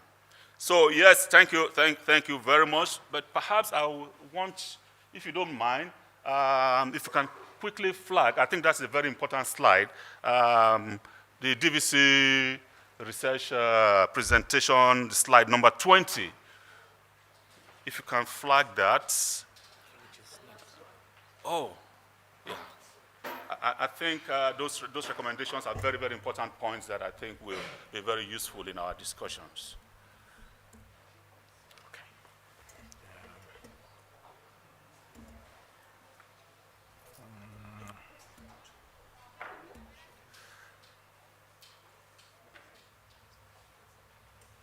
Slide number 20. Oh, there we are. Okay.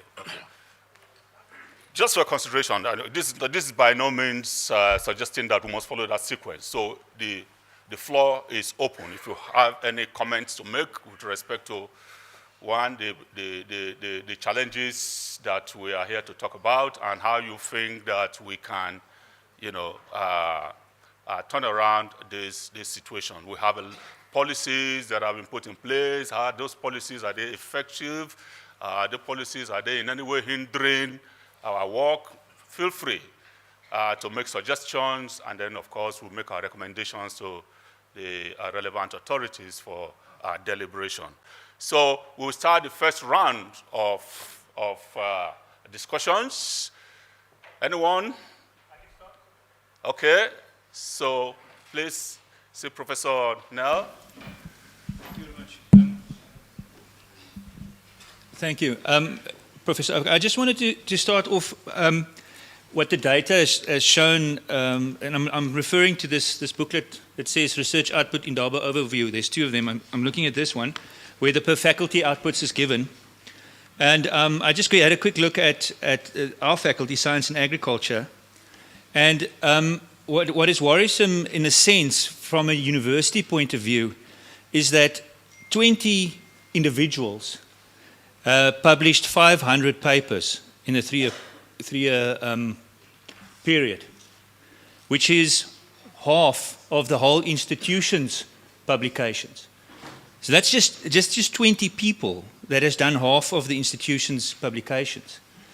And for me, that is extremely worrisome, because it means that as an institution, we are basing our outputs, it's a very tenuous situation, because if anything happens to a number of those 20 people, then it will be very detrimental to our research outputs as an institution.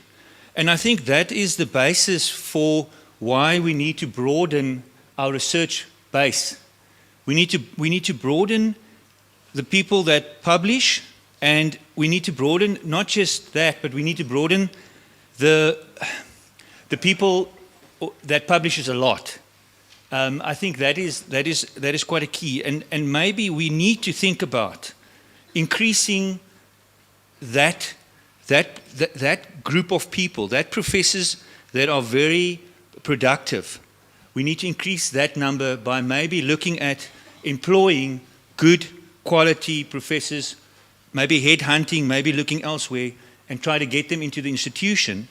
Because we've seen from how this institution's outputs work, we've seen that if we increase just a couple of people that are doing most of the research, we can actually vastly increase our research outputs. Yeah, thank you very much, Professor Nell. But perhaps you want to also make some suggestions on how can we achieve this reality? Yeah, I think making good appointments, trying to see if we can, in our organograms, try to find space for professors in our departments, and maybe see if we can't, attract somebody or people that can do that. That's the first thing. The other thing is, of course, is we need to look at lower levels. And for me, what is worrisome as well is that the senior lecturer, maybe senior lecturer level, that the outputs are not really there. And at senior lecturer level, that's the level where you want to go into associate professor and you want to go into professorship. And that is where you actually start publishing a lot, is at that senior lecturer level. And for me, that's also a very low number of people. I mean, for our faculty, 12 senior lecturers published 79 or 80 papers in the 3 years. That's, again, it's a very low number of people publishing a lot. And I have a distinct feeling that in our institution, we don't take research seriously enough when it comes to advancing your own career. And I think we need to maybe look at our promotions policies and seeing that you cannot be promoted, at least to senior levels, if you don't have a decent research output and a decent research profile. I think that is quite important for us for going forward. That's my suggestion. Yeah, thank you very much. Thank you very much. I will also think that related to that is the issue of the promotion of research professors' positions. I'm not sure what the situation is now, DVC, with respect to that. I think it's a very important thing in order to expand our pool of high achievers. And one way to do that, I believe, is through the appointment of research professors, research associate professors that will be dedicated exclusively to research.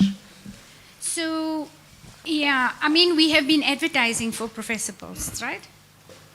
Then we've not been filling them. We've been like professor stroke associate professor. Even if we wanted a professor, we say professor stroke associate professor. Then we've not been able to find people. We've then said, okay, let's try for professor, associate professor, senior lecturer, so that maybe people who are close to becoming an associate professor, we can try to attract them. The reality is that there's a shrinking professoriate in the country, first of all. So if you think in your own discipline, think of professors in other universities. They're going to come here. You know, it's just, so we've got this shrinking pool. I think the other point that you're making, yeah, 100%. You have to broaden the base because we've got a small number publishing, but then those who are publishing and the ones who are at the top of the game, they're publishing with people outside the university, which means you get a smaller proportion of the units, which means overall you're not able to grow. So I think there's a number of things we need to do, including getting publishing with doctoral students. You know, that when you have doctoral students, you should be publishing with them. And we've now got provision for that. But maybe I really want to hear from, you know, the hard discussion is what will help people to get published. Now, I know the thing that you would normally say, oh, my workload is too high. But you know, when we go and look at the people whose workloads are high, they're also the ones who are publishing. So there is some element of not seeing research as a very central part of your workload. Like you must plan for getting a paper done in the way you plan to prepare for teaching your modules or the way you plan to supervise students. On the promotion thing, I think we've got very good promotions criteria. We've looked at, I mean, I've compared them with other institutions. I actually supervised a student who published a paper looking at policies on promotions across the country. I think we've got, but you know what? We're not getting applicants. I mean, last year we had 10 applicants. I think 3 were promoted because they're not producing the amount of research and the level of research that is required. So we're just not getting even lecturers coming up the ranks to senior lecturer and senior lecturer into associate professor. They're not even applying. So we're getting a very small number of applications. So it's not the policy. I think our policy is fine. And I think there's enough balance between research and teaching and supervision and so on. But we're just not even getting the applications.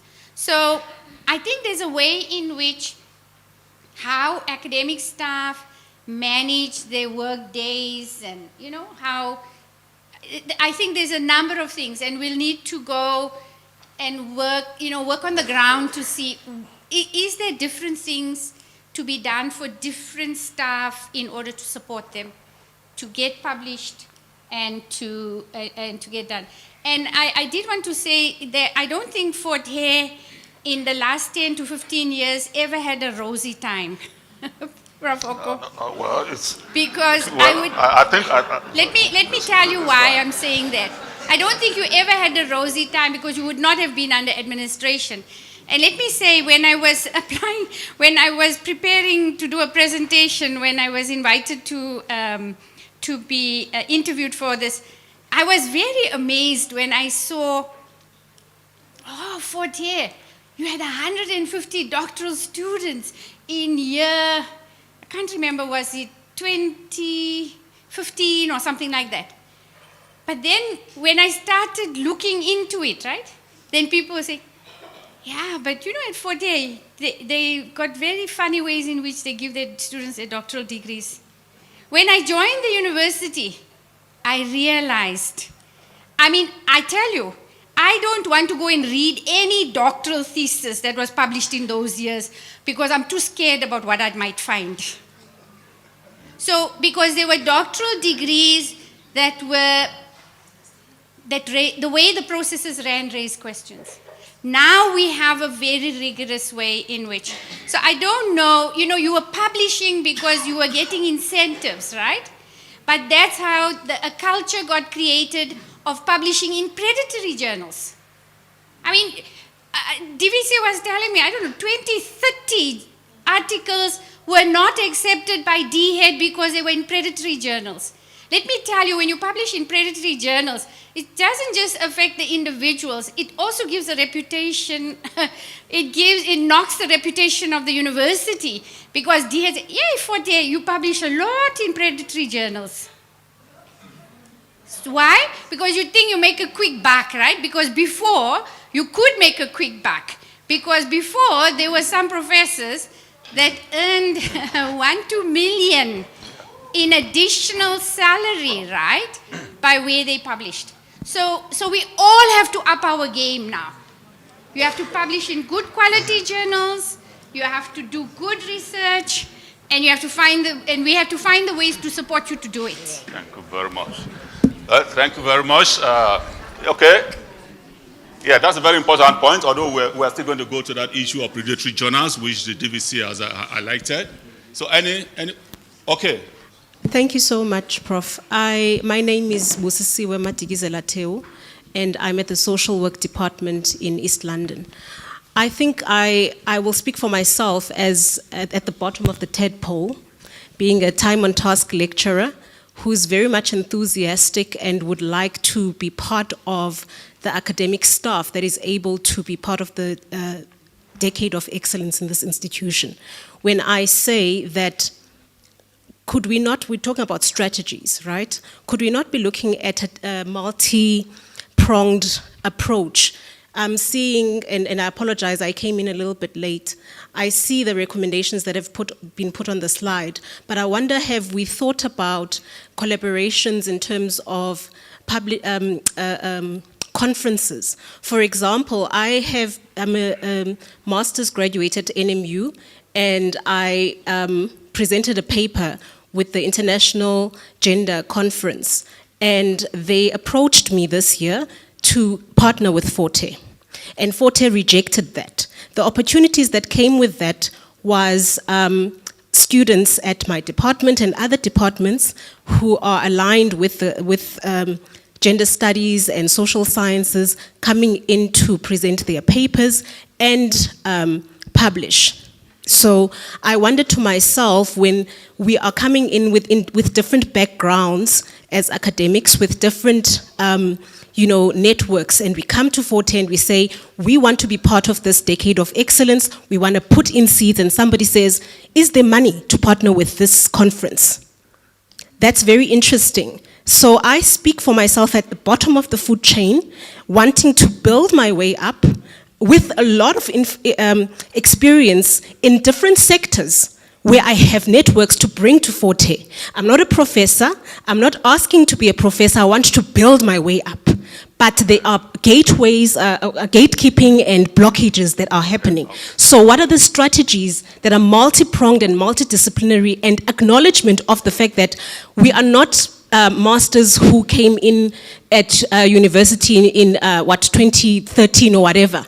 We have had our backgrounds, and we are coming in with our 25 years of experience with our networks and saying, hey, here we are, use us. That's my contribution. Okay, thank you very much. Thank you very much for that. Please, colleagues, can I request that to make our contribution as brief as possible? More than 2 minutes, thereabout. Otherwise, we are not going to leave here. Okay. Who? Okay, thank you, colleagues. I think in terms of problems, we know most of these problems. Otherwise, we're not going to get here anyway. Yeah. You know, we've got lots of problems. Some of them have been highlighted in the presentations. I think the purpose of this session is to say what are the strategic ways that we can come up with that will enable us to turn around the downward trend. So let's not go back, to talking about the problems that we have, unless if there is a specific reference to a particular problem and how it is going to be addressed. So we need, suggestions in terms of how can we turn around the downward trend. Thank you. Thank you very much, Doctor, for that. That is very important because that is why we are here today. So there are some hands up. Okay, thank you very much. And Prof, we'll come back to you. And the doctor up there, and then Prof Bradley. So please, we will appreciate you giving us recommendations on the way forward. Thank you, sir. I think I'm going to speak also on the time on task because I'm also a PhD student.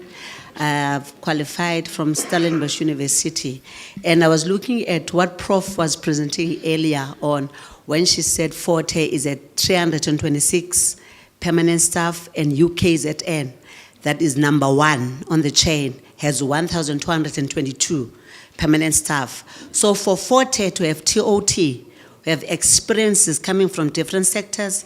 We've got PhDs from different universities at Forte. What are you doing with that? Because if you want to make a turnaround, what are you doing with your TOTs who are here at Forte, who are research passionate, they have research qualifications, and they are eager to help Forte being at the bottom of the chain as TOTs. We're not professors, but we have vast experience on research. What are you doing if you want to make outputs? Thank you very much. Thank you very much. In other words, you need more institutional support for the TOTs to be able to do research, right?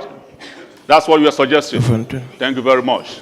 Oh, thank you, Prof. My contribution is mainly on policy intervention and incentives, right? For you remember that initially, when people publish here, they were given incentives, right?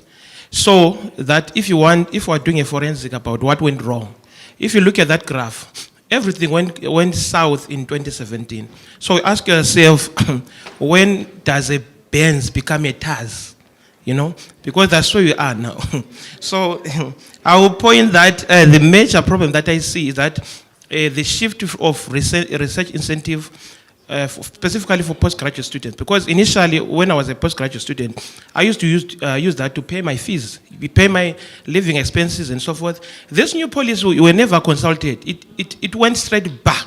And then it actually took our money, I would say our money, if I was a postgraduate student, to the research cost facility, right? Which meant that we cannot access it, right? So now the corrective measure is at this stage, at this juncture, we need to ask ourselves, what is it in it for a postgraduate student to publish at the current stage? Because the policy offers nothing at all for any postgraduate student, right? Okay. So you need to pay staff in the department for you to access that money. Now I have published with my professor, what's the benefit? So that's where the issue is. Can you please tell us what's in it for a postgraduate student? Because that's the reason why Forte was number 7 in all these years. Yeah, thank you very much. If I get it right, you are referring to the incentives issue, especially with respect to how it affects postgraduate students, okay? But you have not told us in what way you want to be incentivized. I'm saying if the model is working, if you look at the graph, I'm an economist, by the way. So if you look at the graph is increasing at an increasing rate.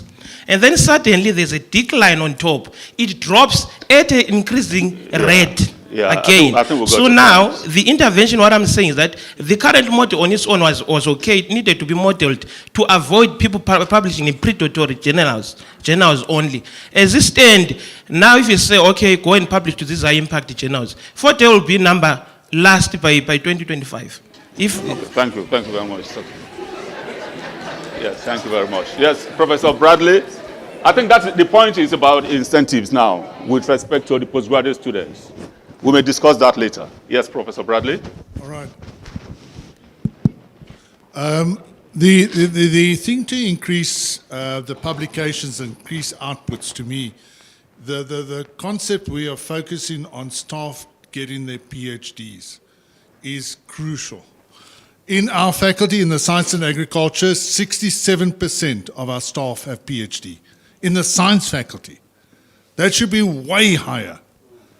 And the problem that I'm having, and I have a fight with TOTs in my department, is a lot of the postgraduate students are using TOTs almost as means of getting bursaries. And they're taking longer to get their PhDs. So to me, we should be looking at minimum time to get in your PhD, get your PhD, because master's students publishing is not that high.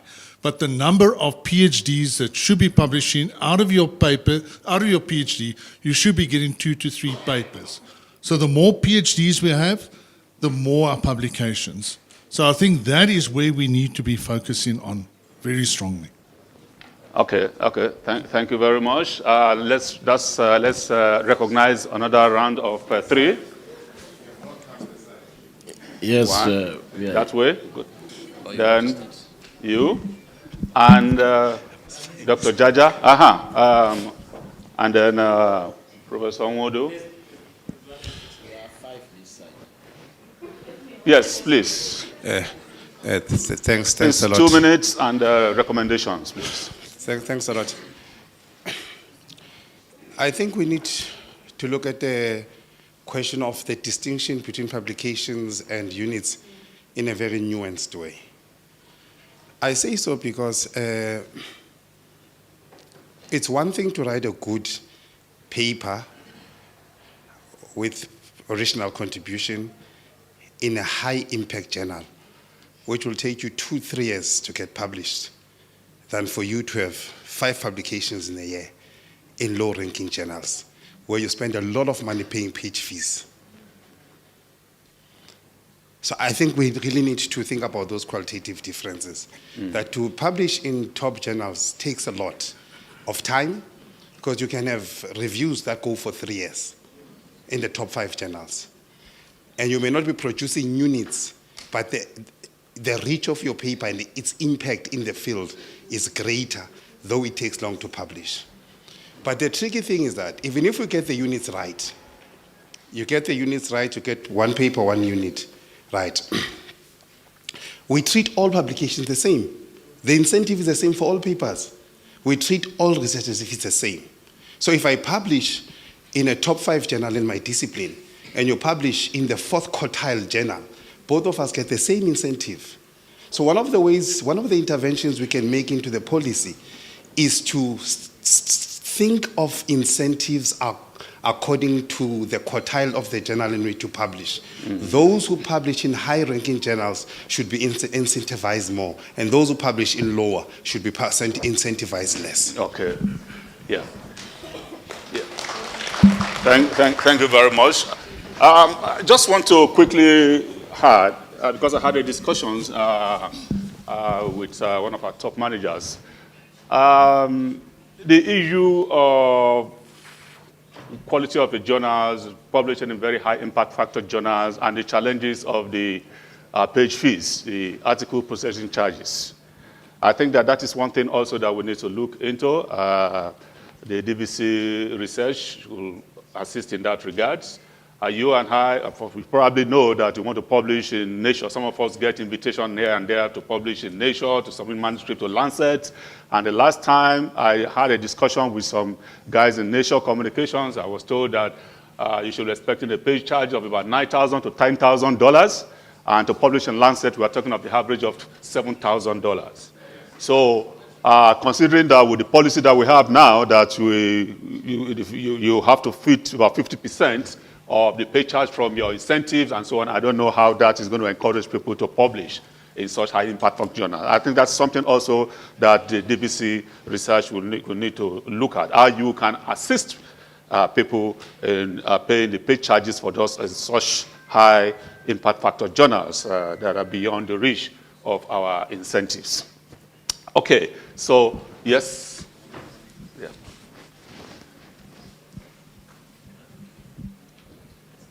Thank you. Yeah, thank you very much.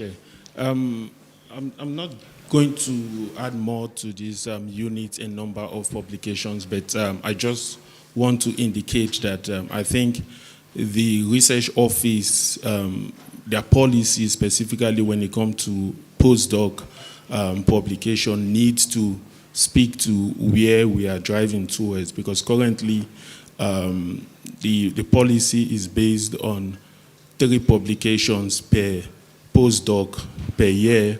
So in that case, we are still looking at we are still playing the game of numbers. We are not looking at quality. So if we want to go to quality one way or the other, that thing they need to speak together. They need to align. How do they do that? I think is up to them. Are they going to target the top 5 journal in that particular field? Then my last contribution has to do with the third to last recommendation or consideration there, which is retaining productive emeritus professors. I think this seems like the recommendation from what the TOT workers have been talking about. I felt trying to retain the emeritus professor, what is the sustainability in there? Why are we not looking at the grooming of young researchers? Most of these professors, they work with researchers, PhDs, a PhD student, postdocs.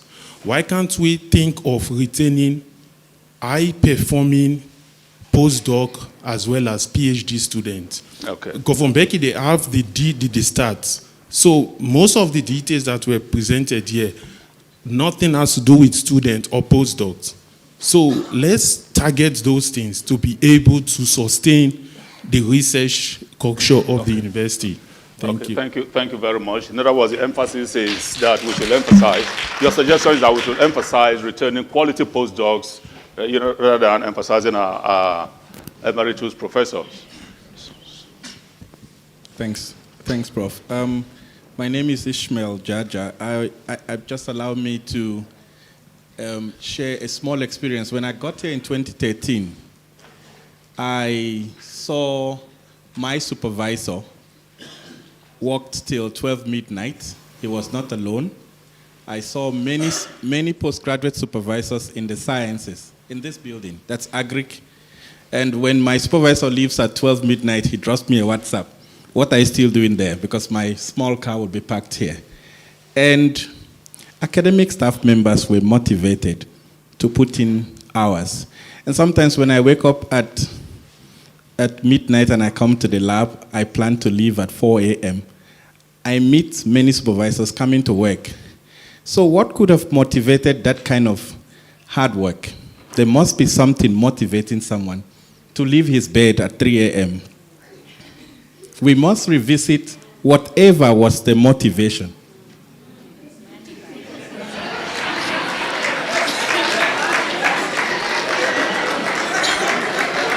Okay. Please, so we need a suggestion. That's fine. Recommendation. That was by the way. So, but moving forward, research output depends on the number of postgraduate students that a university has. From the research office, has the number of postgraduates dropped? Yes or no? If it's yes, that's a direct relationship with your output. So how do we get more postgrads? Who will supervise the postgrads? if Hesharo was here, I was going to ask, in your recruitment in the past 5 years, did you recruit the right people? Do we have the numbers to produce this output? So if we don't, magics don't happen overnight, it's research. And some department, currently I'm heading a department, we have TOTs. They're highly skilled, their contract is for 6 months, but they cannot supervise because of the nature of the contract. So the university needs to look at how do we use people when they are qualified. Some of these skills are there, but probably we need to think around drafting a different kind of contract that will allow them to supervise postgraduate students, because that's the only time we can have an increased output.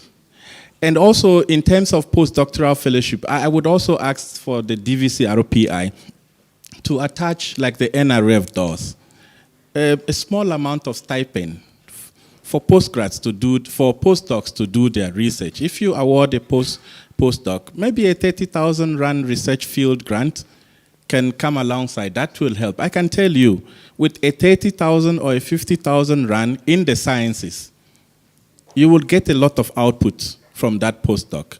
So I'm asking that the office should think about including a grant to the postdoctoral appointment. Thank you, Prof. Yeah, thank you very much. Thank you very much for those suggestions.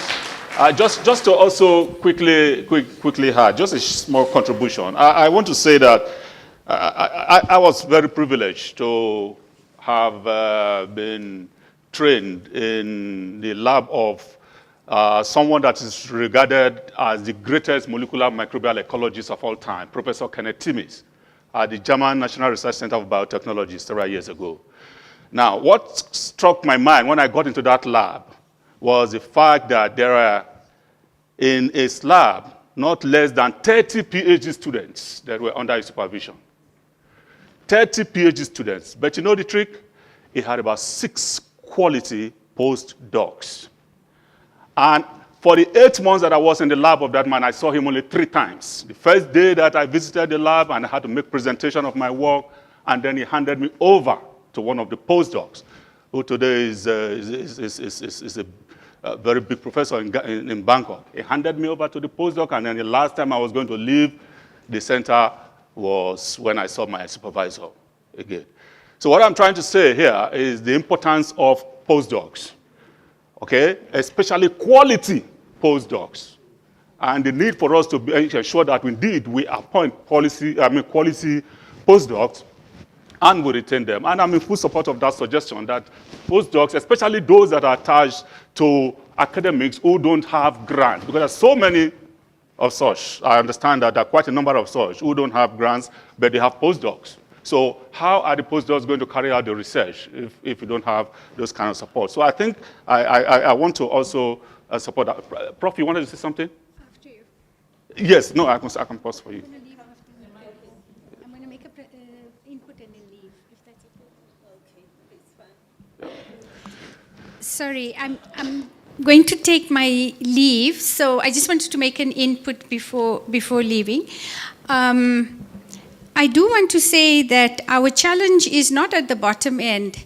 If you are TOT, you are on contract, when we advertise posts for lecturer level, the competition is very strong. So you could be here as a TOT if you're not taking advantage of that in terms of getting qualified in publishing and so on. You get outcompeted by people from other universities who are doing more and doing more important, bigger projects or more significant projects. So the competition is very strong at the low end in terms of getting posts. So when postdocs, of course, people who are postdocs, you're doing your PhD, you are looking to follow an academic career, it's very tough. Because when we advertise a post, it's everybody from other universities also apply. And so it often happens that somebody from within the universities, you don't get it. Because other people do more and are better than you. So that's part of the competition. I just wanted to make some suggestions for especially ways in which to get started with the publication for those who haven't published. I think one very important thing is I would like to see all the departments introduce some level of group supervision, where groups of supervisors work with groups of students. It may be more normal in some, like the faculties where you have laboratories, but it's not often the case, and the data shows there's a lot of individual supervision that's happening. But I think that in my entire academic career, I was always part of a group, whether with a group of supervisors and a group of students. And that's how, you got new publications done, you worked with other people who were publishing, you read what they were writing, they read what you were writing. So I would really, really encourage, in every department, it's just you yourself talking to other students and even meeting with other students to work in groups and to do a lot more group supervision. This is something that is emerging, something new, something different. Something others haven't thought about, addressing a gap. And working in a context like Fort Hare, there are many, many such opportunities. So if you are researching things that other people have researched, right, you're not likely to get published. You're not likely to get any PhD, even you might get your PhD, right, because you can always choose your examiners in some way or do whatever, right? But you will not get your work into a good journal. I'm not even talking about the top, just a good journal. Why? Because you're doing boring stuff. You're doing things that everybody's done already. You have to find the gaps. You have to find something new, something other people are not writing about, and do it with others. I think if there's one lesson from my own research journey to becoming a professor, is that you publish and you write and you get ideas by talking and working with others. And don't be afraid. I want to emphasize the point. If you're working in the field, when you're reading, you know who are the top professors in your field, right? You know who they are. Why don't you drop them an email? So being part of trying to joining other students and others in getting published is also critical. But I'm just going to leave it at that, and thank you very much, and I look forward to hearing further from DVC. Thank you. Thank you very much, DVC. Thank you very much. We appreciate it. Before I hand over, I just want to touch on the incentive story, because I get some there's been that suggestion that perhaps at some point we'll go back to getting research incentives going to people's pockets. Let me be blunt, colleagues. We are not going back there. And this is why. The assessor's report, which some of you might know about, made very strong recommendations around us stopping that practice. And secondly, the Department of Higher Education and Training that gives us those incentives are saying the main purpose of those incentives is that they should be used to enhance and strengthen research. And if you look at those high-intensive research universities that we saw up there when I was reflecting the averages and per capita performance, those universities are using those incentives to do exactly that, to enhance research. And therefore, at this stage, the university, of course, through some consultations that came before around 2020, arrived at a conclusion that we are going to follow the best practice. We are going to look into quality matters. We are going to look at impact. Hence, we are now saying when you get those incentives, we are then going to be putting them into the cost centers of the authors. And they can then use them to do all sorts of things, research projects, travel, go to international conferences, publish, etc., etc. The policy is there, and I think we all need to familiarize ourselves with those, with what is in the policy.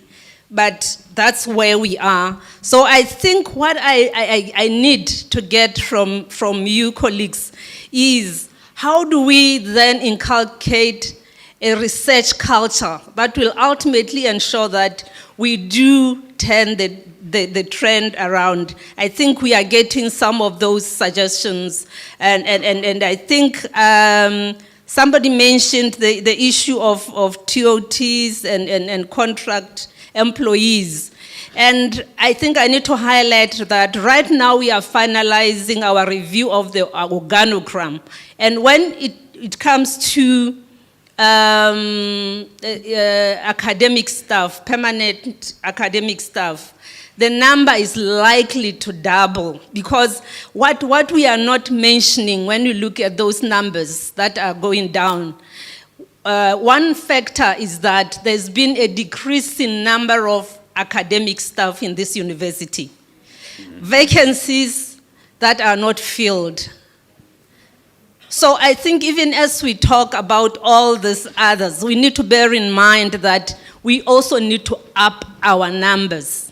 But what I again want to go back to is, what is it that we can inculcate in our culture so that we see research and we are more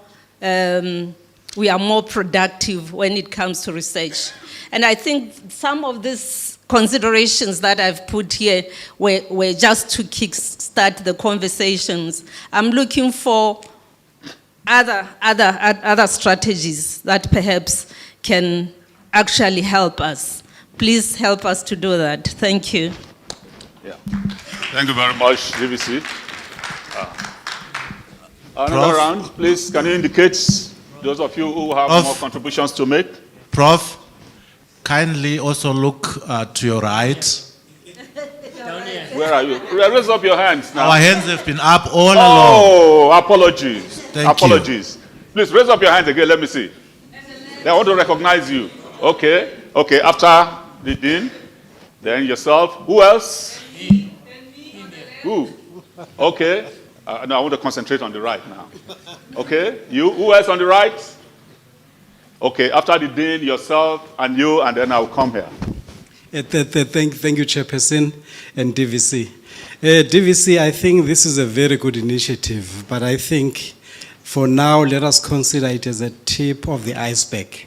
And I'm suggesting that we need a strategic planning meeting, a workshop, not meeting, where we are going to be away for a day or two, say 2 to 3 days, discussing issues of increasing and actually making sure that we're on a rising trajectory in terms of research. That is what I think is the starting point. We have started, it's a good kind of a move. Let's have a 2 to 3 days workshop. We're going to be discussing these matters further. Thank you. Yeah. Thank you very much, Dean. Thank you very much.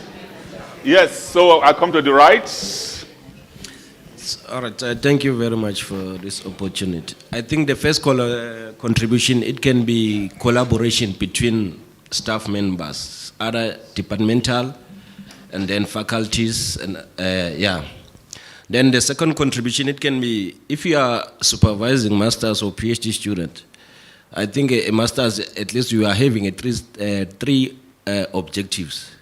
If you have 3 objectives, I think that is 3 papers. In a PhD, if you have 5 objectives, you have 5 papers. So now you as a supervisor, you have to encourage or push your student to at least publish each paper according to each specific objective, and also encourage them to attend conferences. Because I think here, the culture of conferences, we are not taking it seriously. So conference is very much important, especially if you are aspiring academic like me. But now the problem comes now, you have to pay from your own pocket. So if you are a time on task, you are postdoc, you can't pay for a conference. Yeah. So you have to attend a conference in Bali, Indonesia, you can't. You have to attend a conference in Richards Bay, KwaZulu-Natal, you can't because you don't have the resources. So yeah, supervisors, let's encourage our masters and PhD students to publish and also to attend conferences and also collaboration within the staff members. Okay. Thank you. Yeah, thank you very much. That is a very, very important point that this gentleman has raised. And I tell you, that is one guiding principle that I always apply. By the time your student is putting together a proposal, you should also be having at the back of your mind what kind of publications are going to come out of it. And that will direct the trend of the objectives that you're going to set for yourself. So indeed, you can have it in such a way that each of your objectives comes out as a publication in itself. So that is one recommendation I would strongly support. Yeah. Thank you, Prof. Just to say to the last speaker, maybe you need to check. Last time I checked, postdocs can be funded for conferences, except if things have changed. Yeah, maybe. Postdocs? Okay. Yes. Quickly. Just quickly. Right. Just for information, we've got a policy on research capacity strengthening grants, which take into account all this. So postdocs are going to be funded. All those that have got formal affiliation with the University of Fort Hare will be eligible to apply for conference grants. So I think that's something resolved, which we can, yeah. Thank you. Thank you very much. Thank you, Prof. And because my hand was up for a while, the DVC has covered some of the issues that I wanted to raise. Yes. So I'll go maybe to the third last point there, of retaining productive emeritus professors.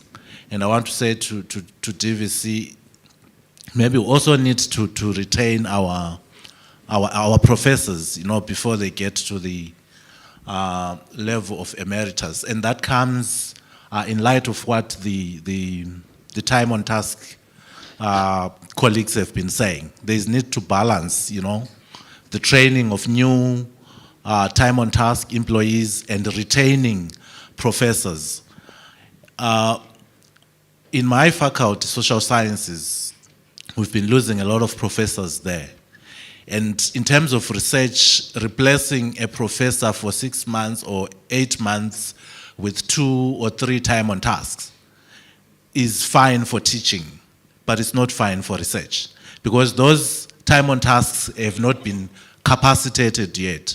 Because our trainings, most of them, they target permanent staff and so on. So replacing a full professor with 2-3 time on tasks saves the teaching portfolio. The research suffers a lot. And then there's the issue of training itself. The research office has a lot of trainings, a lot of writing retreats.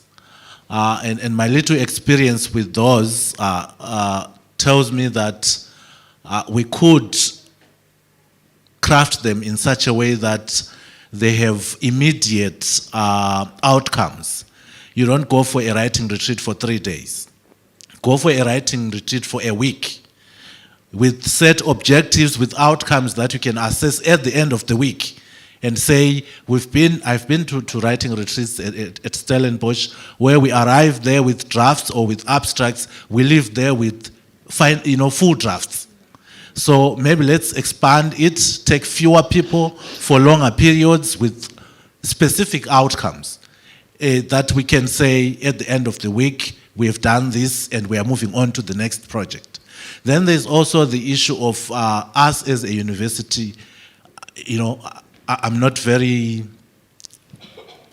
new, but I'm still new here. But this issue of us not having journals of our own, I don't know. In the long run, in the long term, I think that's what we really need to focus on. Fine, it will take time for us to grow it into a high impact journal and so on. But it's a starting point that we can actually utilize as a university to grow our talent, to grow our research portfolio. Thank you. Thank you very much. Thank you very much. So I will move. I'll come back to you. I'll move to the center. Please raise up your hands here if you want to be recognized. Okay. Thank you very much, Prof. I wanted to address unfortunately, the DVC teaching and learning has left, but I just wanted to add one thing to what she was talking about in terms of having it very hard to fill positions that would allow for research to finally become the final, target. To say, what are we doing in terms of nurturing the people who are already here? Why are we, because this is a message, this is the second time I'm hearing the message, tell people outside there when the positions open, they must apply. What are you doing as Forte to nurture the Forterians who are blood, sweat, and tears here, 100%, who want to be part of this? And I say again, I want to be part of this excellence decade. What are we doing? I don't have recommendations. I'm asking critical questions. What is being done? Thank you. Thank you very much. Thank you very much. Yes, and on this side. Okay. 1, 2. Mine is going to be very short and quick. I'm Noluthando Mbangeleli from the Business Management Department. One thing I can note is that if research is one of our performance area, I think it's not taken very seriously. There should be consequences. If you need to publish one paper in 3 years as a lecturer, that must be delivered. If not, there must be reasons and there must be consequences. Beautiful. Thank you very much. Thank you very much. And before the next contributor, I just want to quickly flag something in respect to that. So, what should we do? I want us to think about it. What do you think we should do with respect to colleagues who are still publishing in predatory journals? Especially considering that you got grants from the university to carry out this research, which ultimately you wasted in publishing in predatory journals. I want you to think in that line and make suggestions of what do you think could be done to this kind of bill, because we have to put a stop to that. Yes. Thank you. You've actually covered part of my point. I was going to say that in terms of our KPIs, it doesn't seem like there's any consequence management with regards to research output. So it's fair enough, and it's all fine to say, okay, these are the amount of publications or units that are required, but there's no consequence if people don't publish. And then the other thing I just wanted to mention, I don't know, it seems to be quite difficult to get adjunct professors appointed at the university. And adjunct professors can be another route in which we can up publications through having people from the outside actually contributing. Thank you. Yeah. Thank you very much. That's a very good point. We need to promote adjuncts appointments to help us drive our research agenda. Yeah. Okay, thank you. First of all, I want to appreciate the changes that have happened, particularly from the research office. And from my experience, the system is now working timely and excellent, and I'm happy about that. So on what could be done, one of the other challenges is and it can be controversial, Prof. We have professors also chasing after money which could be used by the TOTs and the early career academics. So one way I've seen it working in other institutions, they've put an incentive, keeping money in the value chain, to say if you go for an EU grant as a professor, the institution will match by putting money in your course center or the institution will give you a PhD bursary.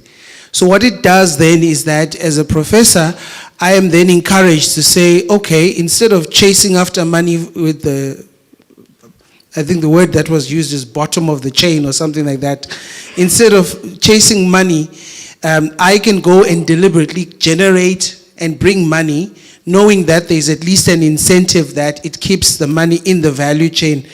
So some institutions even match for every $30,000 US grant that you bring as an institution, we will give you this amount. So that's the other thing. We are not going to excel if we are not getting money into the system, because the money is just being used within the system, and that popular email around July, we've run out of funds. But the people who are productive, and maybe the stats will show, are the people who've got projects, who bring in money through their projects, who can easily go to a conference, 3-4 conferences a year, because they can afford it, because they've got projects. So I wish, as part of our KPAs maybe, we should also try to say to the professors especially, go and get money. And that money is kept in the system, and the institution matches with an incentive to say, here is a PhD student for bringing this EU grant. Yeah, thank you very much. Thank you very much for that. That's a very good point. Thank you very much. Yes. Thank you very much. My name is Richard Shambare, and I'm the Dean of Management and Commerce. So, firstly, I want to thank the DVC, RPI, and GMRDC for creating this platform where we will all come and have our say in terms of what we think and what we envision the future to look like. And I must also say I'm quite new in the university, so some of these things that I'm hearing are also quite new.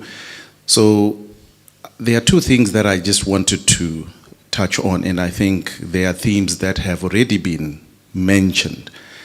The first one, and I know it's a very controversial one, where we're talking about predatory journals and predatory publishing. I think we have almost jumped on a bandwagon of calling a number of issues, and please, I'm not saying predatory publishing is okay, but most of us, and at all the conferences that I've gone to, we use this word predatory journals, predatory publishing, without really understanding what it means, without really drilling down into the issues of what predatory publishing is. And if you follow the literature, started by Bill, because this is the guy that coined the term predatory publishing. And then in South Africa, it was also came in by Professor Mouton at Stellenbosch and Lagrange and all of these other here. So all I'm just saying is the jury is still out in terms of what predatory publishing is. And particularly within the context of the social sciences, where I happen to find myself in, that we might also want to have another discussion. So just saying, because remember from a research perspective, it's not enough just to say A, B, C. We need to conceptualize, we need to operationalize. And I'm talking about it particularly from my vantage point, where you see junior academics trying to rise up through the ranks. Once you throw in the term predatory publishing, they freeze. Once they freeze, it's so difficult for them to work in. And there is the politics, the economics of publishing. And once we are talking about the issues of publishing without talking about the issues of economics and politics of publishing, I don't think we are doing justice to the topics at hand. Secondly, I think the gentleman at the end there, he raised a very important point in terms of journals.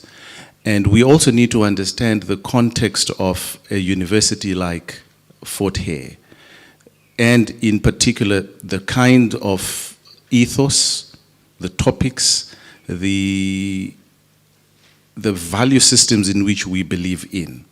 A number of these top journals, they are not interested in the kind of work that we do. So then, what are the professors doing in that regard? When in my journey to professorhood, one of the critical things is that you will not be a professor if you do not have, or if you have not established a discipline or a sub-discipline. One of the critical aspects of developing and establishing a sub-discipline is developing a journal, being part of a journal. And this is another discussion, and it's quite a bigger discussion, I think, that we also need to put into the agenda. We need to have professors that are affiliated or that need to be starting the journal. And I'm not in any way saying that DHET accredited journals are not credible, but who started those journals? What disciplines were they looking into? And if we are going to grow our disciplines, if we are going to grow our ways of thinking and growing our own timber, we might want to begin thinking about identifying forests where we can plant the seed of those trees. Thank you. Thank you very much. Thank you very much, Prof. Yes, I quite agree with Prof. Actually, the issue of this predation has been a topical one over the years. And people express different reservations, on it. So I think it's a discussion that will continue for quite some time until we are able to really come up with something that will be acceptable to all. So yeah, thank you very much. There's a point that I also want to raise, and that is the fact that, and I think we should talk about it. I am not sure how many of you have been having this challenge, especially during the January registration period when you have accepted students and graduates. Suddenly your students come to you and say, please, Prof, can you recommend me to Stellenbosch? I have bigger grants, bigger bursaries, and so on. So you find out more than 90% of the students that you have initially provisionally accepted, they all want to go to UCT and go to Stellenbosch and so on, because we could not match them. We could not be competitive with respect to the bursaries. Okay? So that is a challenge that the university has to look into. And I've raised this at different forums in this university. There is need for more injection of funds to help the amount of bursaries that we give to our students, honors and master students, so as to be able to retain them. I like training my students from the honors level straight onto the PhD level, because I spend more time at the honors level. By the time my student is finished at the honors level, I can go to sleep and write any proposal anywhere in the world.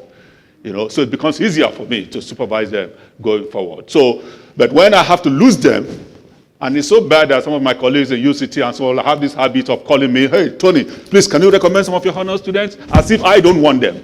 But of course, I know they will get them because they will give more, they will give better bursaries. So of course, I gladly always do that, because most of these students, incidentally, they are the breadwinners, and the family depends on the bursaries. So I am not going to hold the students that I'm offering 30,000 rand from going to somewhere that is being offered 100,000 rand. I am never going to do that. So gladly, I will release such students. So I will need help. We will need help from the university to help us to retain our quality students by providing competitive bursaries for them. Yes. Okay. After. Yes.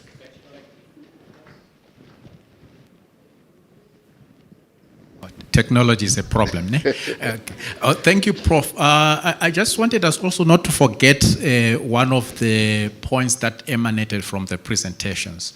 I think there was a suggestion, there was mention that we are now thinking of moving to unit per year, as opposed to number of publications, and that there are still discussions around that issue. Yes. So I thought maybe we could also have some inputs on that. I'm not sure if that has been discussed in terms of, so that's a very important one, because I think there was an issue of KPAs and KPIs. If you don't have any performance indicator, then there's no way that you can implement. And that would help in terms of performance management if there is some performance indicator that is agreed upon, be it unit, be it number of publications. Mm-hmm. So that's something that I think maybe we should discuss. Thank you. Thank you very much. Okay.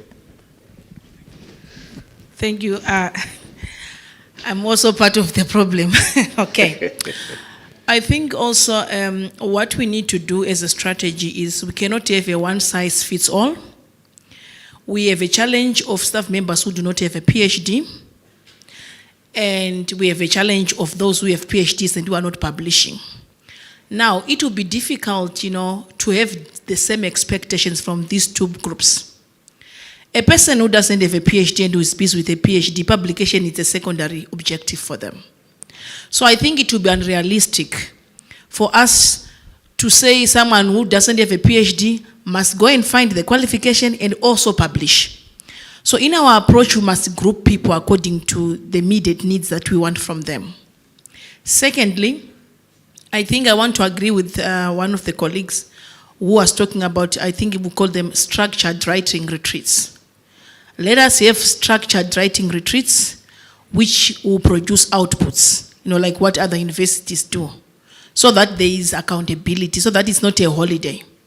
So that before you go to a writing retreat, you must submit your objectives, so that if it's GMR DC, when they give the reports to the different line managers, they should be output to say Ellen came, she wanted to have a paper, and now she has a draft paper, and make follow-ups again to say it has been submitted. A rejection is actually better because it shows that you have tried, you have submitted something rather than to just sit there. So at least we need action. Thirdly, let us also not ignore the big elephant in the room. We are not having enough staff members in the different faculties. More than 5 years of not having senior academics. Remember, when we've got time on task lecturers, it means that time on task lecturers need supervision. So beyond my teaching, beyond my research, I must also supervise, because when they are doing, they need assistance. So let us not then also ignore that HRR must make sure that in all these departments, if you are going to go deeper and investigate, you will see that most of our departments, we are skeleton departments, where we have got a high rate of lecturers without having senior colleagues. And remember, the more senior you go, the more research output will come out of you because of experience. So let us also try. I'll speak for my faculty. Okay, let me speak for my department. 5 years of not filling in 4 senior positions. Where would the research come from? There are no ghosts which are going to publish. So we need to make sure that we prioritize positions the same way we see other positions being prioritized and being filled, so that people don't have an excuse to say we are short-staffed. If we have got staff members, then we'll be able to make people accountable. At this point, we can't, because people say, no, but I'm doing a lot. I rest my case. Thank you, Prof. Thank you very much. Thank you very much. That's a very important point. Thank you very much. So, any more comments, contributions? Now, okay. And after that contribution, then we have to discuss this issue of the units, the research units. Research units, as Dr. Onyeka reminded us. So, what the university's, our leaders' position is that we go the way of the units. But some other persons may have a contrary opinion that we should rather talk about the number of publications. But we know the difference now between what constitute the units and what constitute numbers and what the pros and cons of these are. So we will definitely need to talk about it so as to help management going forward. So, yes, your comment, please. Thank you. I'm Professor Dogu, Faculty of Education. Hello. Okay. I'm just thinking about Research Week of Excellence. We held one in 2022, and I'm not sure as to what happened to the beautiful papers that we presented. Perhaps for this year, we need to start thinking about how we could actually encourage the colleagues that are presenting at the Research Week of Excellence, so that we could up the game as the university. Thank you very much. Thank you. Thank you very much. Thank you very much. Yes, so let's talk about the issue of the units versus the number of publications. From this side. Anyone in the audience? Okay, okay, okay. One, and then the Dean of Deans. I'm going to speak at my level. At a lecturer level, you are expected to produce a paper within 3 years, but it doesn't specify in terms of per unit. I think it should change that to unit, because I could produce with 5 authors one paper, and that's a tick in the box. So it must be within that 3 years, it must be the unit, not just a paper. Okay. Thank you very much. Thank you very much. I'm reminded, I think it was 11 years ago, 10 years ago, at one of the institutions where I was actually working at the time, we were discussing this issue of publications versus units. And somewhere 2014-15, I think there was an issue that was introduced that for a book that, for example, you are publishing as a sole author, it will actually move up to 10 units, which means the issue of units is a national currency that is actually being used. So I don't think, ladies and gentlemen, if we want to on par with what is happening at national level, we do have a choice. But I think we need to move with the units. Otherwise, we are actually going to be left behind as we are currently lagging. Thank you. Okay, thank you very much. Any more comments?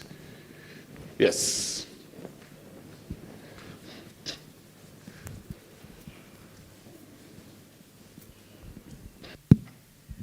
Thanks, Chair. I want to comment on this issue of units. On the discussions, I also want us to take into cognizance that someone might produce 2 units in 2022, and then in 2021 they don't bring anything. So we should maybe somewhere avoid to say, no, we can't go back to say you produced 2 last year. We still need some even in 2023, because there might be conflicts around that point. Okay. Okay, thank you very much. Any more comments on these units? A number of publications? Yes. So thank you. I don't know. My thinking is that for people who have not published at all, particularly those of us who are still emerging, maybe if the requirements that we could use the standard of a publication for those people, that at least they must get used to the culture of publishing. So we don't emphasize units at the lower level. But for people who are from senior lecturer upwards, then we can impose a standard of a unit. Okay. Yeah. Thank you so much. My contribution is we need to strike a very good balance. Because at times I'm just looking at a situation where we need to be developmental as well.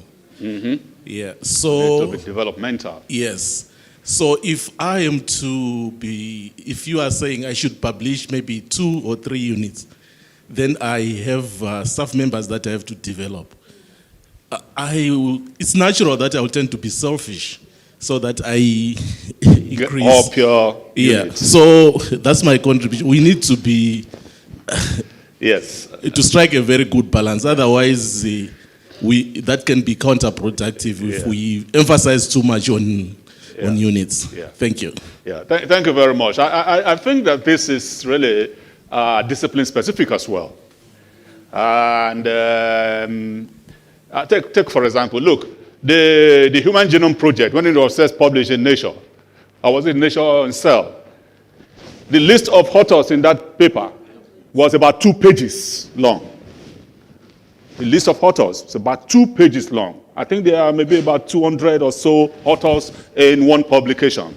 So if you are going to rank such publications, therefore in terms of units, you are going to be talking about you getting 0.0000000 whatever units. But that has nothing to do, which is a complete, it's a complete, complete mockery of the quality of that paper. So some of us in sciences, for example, the way we do our work is so that it used to be, there was one time, 1 year that I published, I think 78 articles in 1 year. And one of my colleagues, the first thing he said, whoa, bro, you are taking 72 times 20 1,000 rand. That is about 1.4 million rand is going to my pocket. Forgot that on the average, I have published about at least 5 authors in my papers. That's the way our science works. You cannot publish on your own as a professor. The students accumulated or collected the data. And everyone who contributed into research eventually goes into publishing that work. So we have that situation. And there's nothing we can do about that. Otherwise, it is going to be very unethical of us. It's going to be very unethical of us to do. So that's something also that we need to consider with respect to the unit issue. So yeah, I don't know if there are other things because of time constraints. Prof. For sure, we cannot conclude on the issue of the units per publications. We need to take it back to the faculties, for example, so that the faculties will have a choice and a decision to make about it. This is just an initial discussion, I believe so. DVC. Okay, yes. Thank you very much. DVC? Yeah. Okay. So, I don't know if there are any other issues, some points that you quickly want to raise before we close. I think we have about 5 minutes or so to call it quit. 3 minutes? 3 minutes? Okay, I give you 2 minutes, and I give you 2 minutes. Okay, 1 minute. 1 minute, please. We are going to have to leave now. Quickly. Okay, thank you, Prof. Yeah. What I want to ask is, the DVC talk about publications that is not captured. Because I know, like the school system, take for instance, if I'm a postdoc and my contract finished by June, I don't have access to the email. So when the call for the output is called, I may not have access. Because for that, I lose like 5 publications in 2022. Okay. 2020, sorry. So I don't know if they can let the administrative be involved so that, we can submit these publications. Thank you very much. I think Dr. Onyeka will take note of that, okay, so that we don't lose on our output. Yes, and lastly? It's just a quick question to the floor, to everybody that is here. So, colleagues, have we collectively agreed that the incentives were really not a problem? Because if they were, I feel like maybe if we were to vote for the incentives, at least we'll be very progressive if we were to follow that route. Okay, no, we are not going to vote. Anyway, colleagues, yes, thank you. These are very important points, and I can assure you that it's something that the university itself is concerned about, and the important thing is to ensure that we continue to put our research outputs in an upward trajectory, and especially in terms of quality as well. So let me say that, yes, we've come to the end of this discussion for now. I think the DVC, you want to say something before? Huh? It's fine. It's fine, yes. The vote, yeah. Okay, so I would like from my side to thank you for your time in this session. I have no doubt that all the contributions that you have made will be taken into consideration, and hopefully we will receive reports from Dr. Onyeka and his team, and hopefully, of course, that these contributions will impact positively on the academic project of our great university. So thank you very much for also tolerating me. Thank you very much, colleagues. Let's give Prof. Oko a round of applause. Colleagues, this was a conversation. We are still going to have more and more and more. We just wanted to set the scene. The good part is we know where the problem is, and most of you also have got the solutions. But what we can do as we go to our faculties, let us not dwell on the problems, but let us dwell on how we can come out of the situation. You have been a good audience. Thank you very much. I'm going to hand over to Prof. Mungwe, the Dean of Faculty of Education, to give us closing remarks. I want to transfer you to scientists. Hey, it's Faculty of Education. Let's give him a round of applause. Oh. Thank you very much.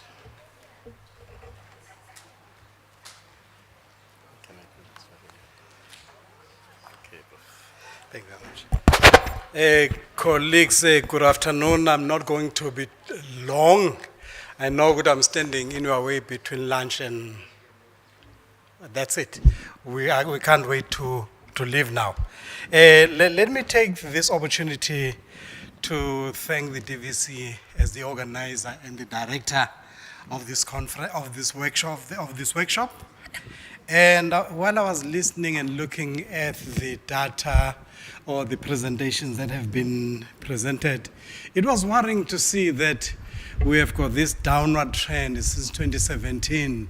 And it's a little bit worrying to observe it, because we are currently observing some kind of good governance at the university, and all of a sudden, why this downward trend of research publications? Publications versus units is another thing that has actually come to haunt us here, to actually try and work on it. I believe as different faculties and as faculties, of course, we will need to actually debate that. I actually shared with you earlier that it was about 10 years ago when in another world we were discussing it at another institution. Also, another thing that was a bit worrying was that sometimes if you look at other faculties, even in my faculty, there are senior lecturers who are publishing less than lecturers. That is actually another question to ponder upon. I don't actually have more, but I've got more questions than answers as a conclusion.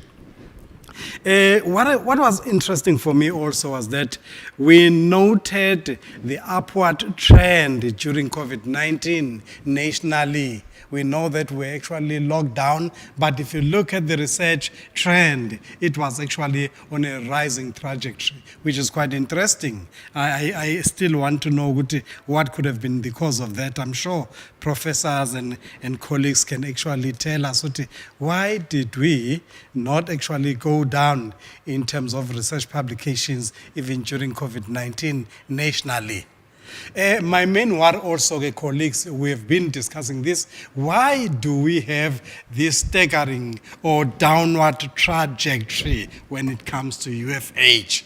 And how are we planning and prepared to work on that so that we actually move forward? It's very, very interesting. Nationally, research productivity is on a rising trajectory, but it's actually declining at UFH. We need to ask ourselves why and do something about it. Another thing that was raised here, ladies and gentlemen, is the issue of retaining emeritus professors, to make sure that Professor Mncube, for example, who is going to be retiring in some time, few years' time, maybe if he was a good researcher, we retain him. We don't want to retain him if he was not a good researcher. He must have been a good researcher. We need to be thinking about those things. We don't only have to rely on emeritus professors, we also need to rely on what we call adjunct professors. In our terminology, adjunct professor, of course, will be someone that we can appoint from any other university. For example, I've got an adjunct from the UK who was my supervisor when I was doing my PhD there. He is with us at Forte University now, Professor Clive Harbour, and I'm publishing with him. We have got a book that was published in 2017. We also launched another book this year. We are still co-publishing with that kind of a guy. Thank you. Another professor, for example, I'm just quoting the examples. Professor Dugu, my colleague will remind me if I'm leaving anything out. We have got Professor Volhuta, for example, from University of Northwest. He retired. He was a very prolific author of the books. So we are currently working on a book with him, with the staff members, mainly from Forte University. With the same professor that I mentioned, Professor Harbour from the UK that we are collaborating with, there is another book that we as colleagues and others are actually working on. So that is how we utilize emeritus professors, or that is how we will utilize emeritus professors the way we are utilizing our adjunct professors. So ladies and gentlemen, I believe the action that we took this morning, or that we undertook actually today, is actually going to help us to, sorry, let me quickly go up there. It's going to help us to make sure that we increase the output per capita, making sure that at least one person or each academic produces an article per year. It's going to help us to increase the number of rated researchers. It's going to increase the number of researchers in our faculties. It's going to increase the number of people or researchers who are actually holding the externally funded grants. Of course, you know that externally funded grants grant the university some good reputation. So, ladies and gentlemen, this is part of my conclusion to say, let's actually believe, thank you DVC, thank you colleagues, and thank you Director, to make sure we have this good start. And as I said earlier on, we are going to see more and more of this. We believe we're going to be looking at the workshops where we're going to be taking it further and further. Thank you very much.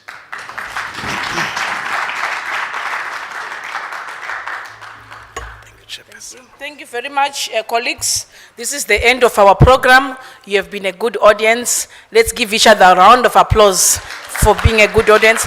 Lunch is served, the same arrangements. You can go and enjoy. Thank you. Thursday.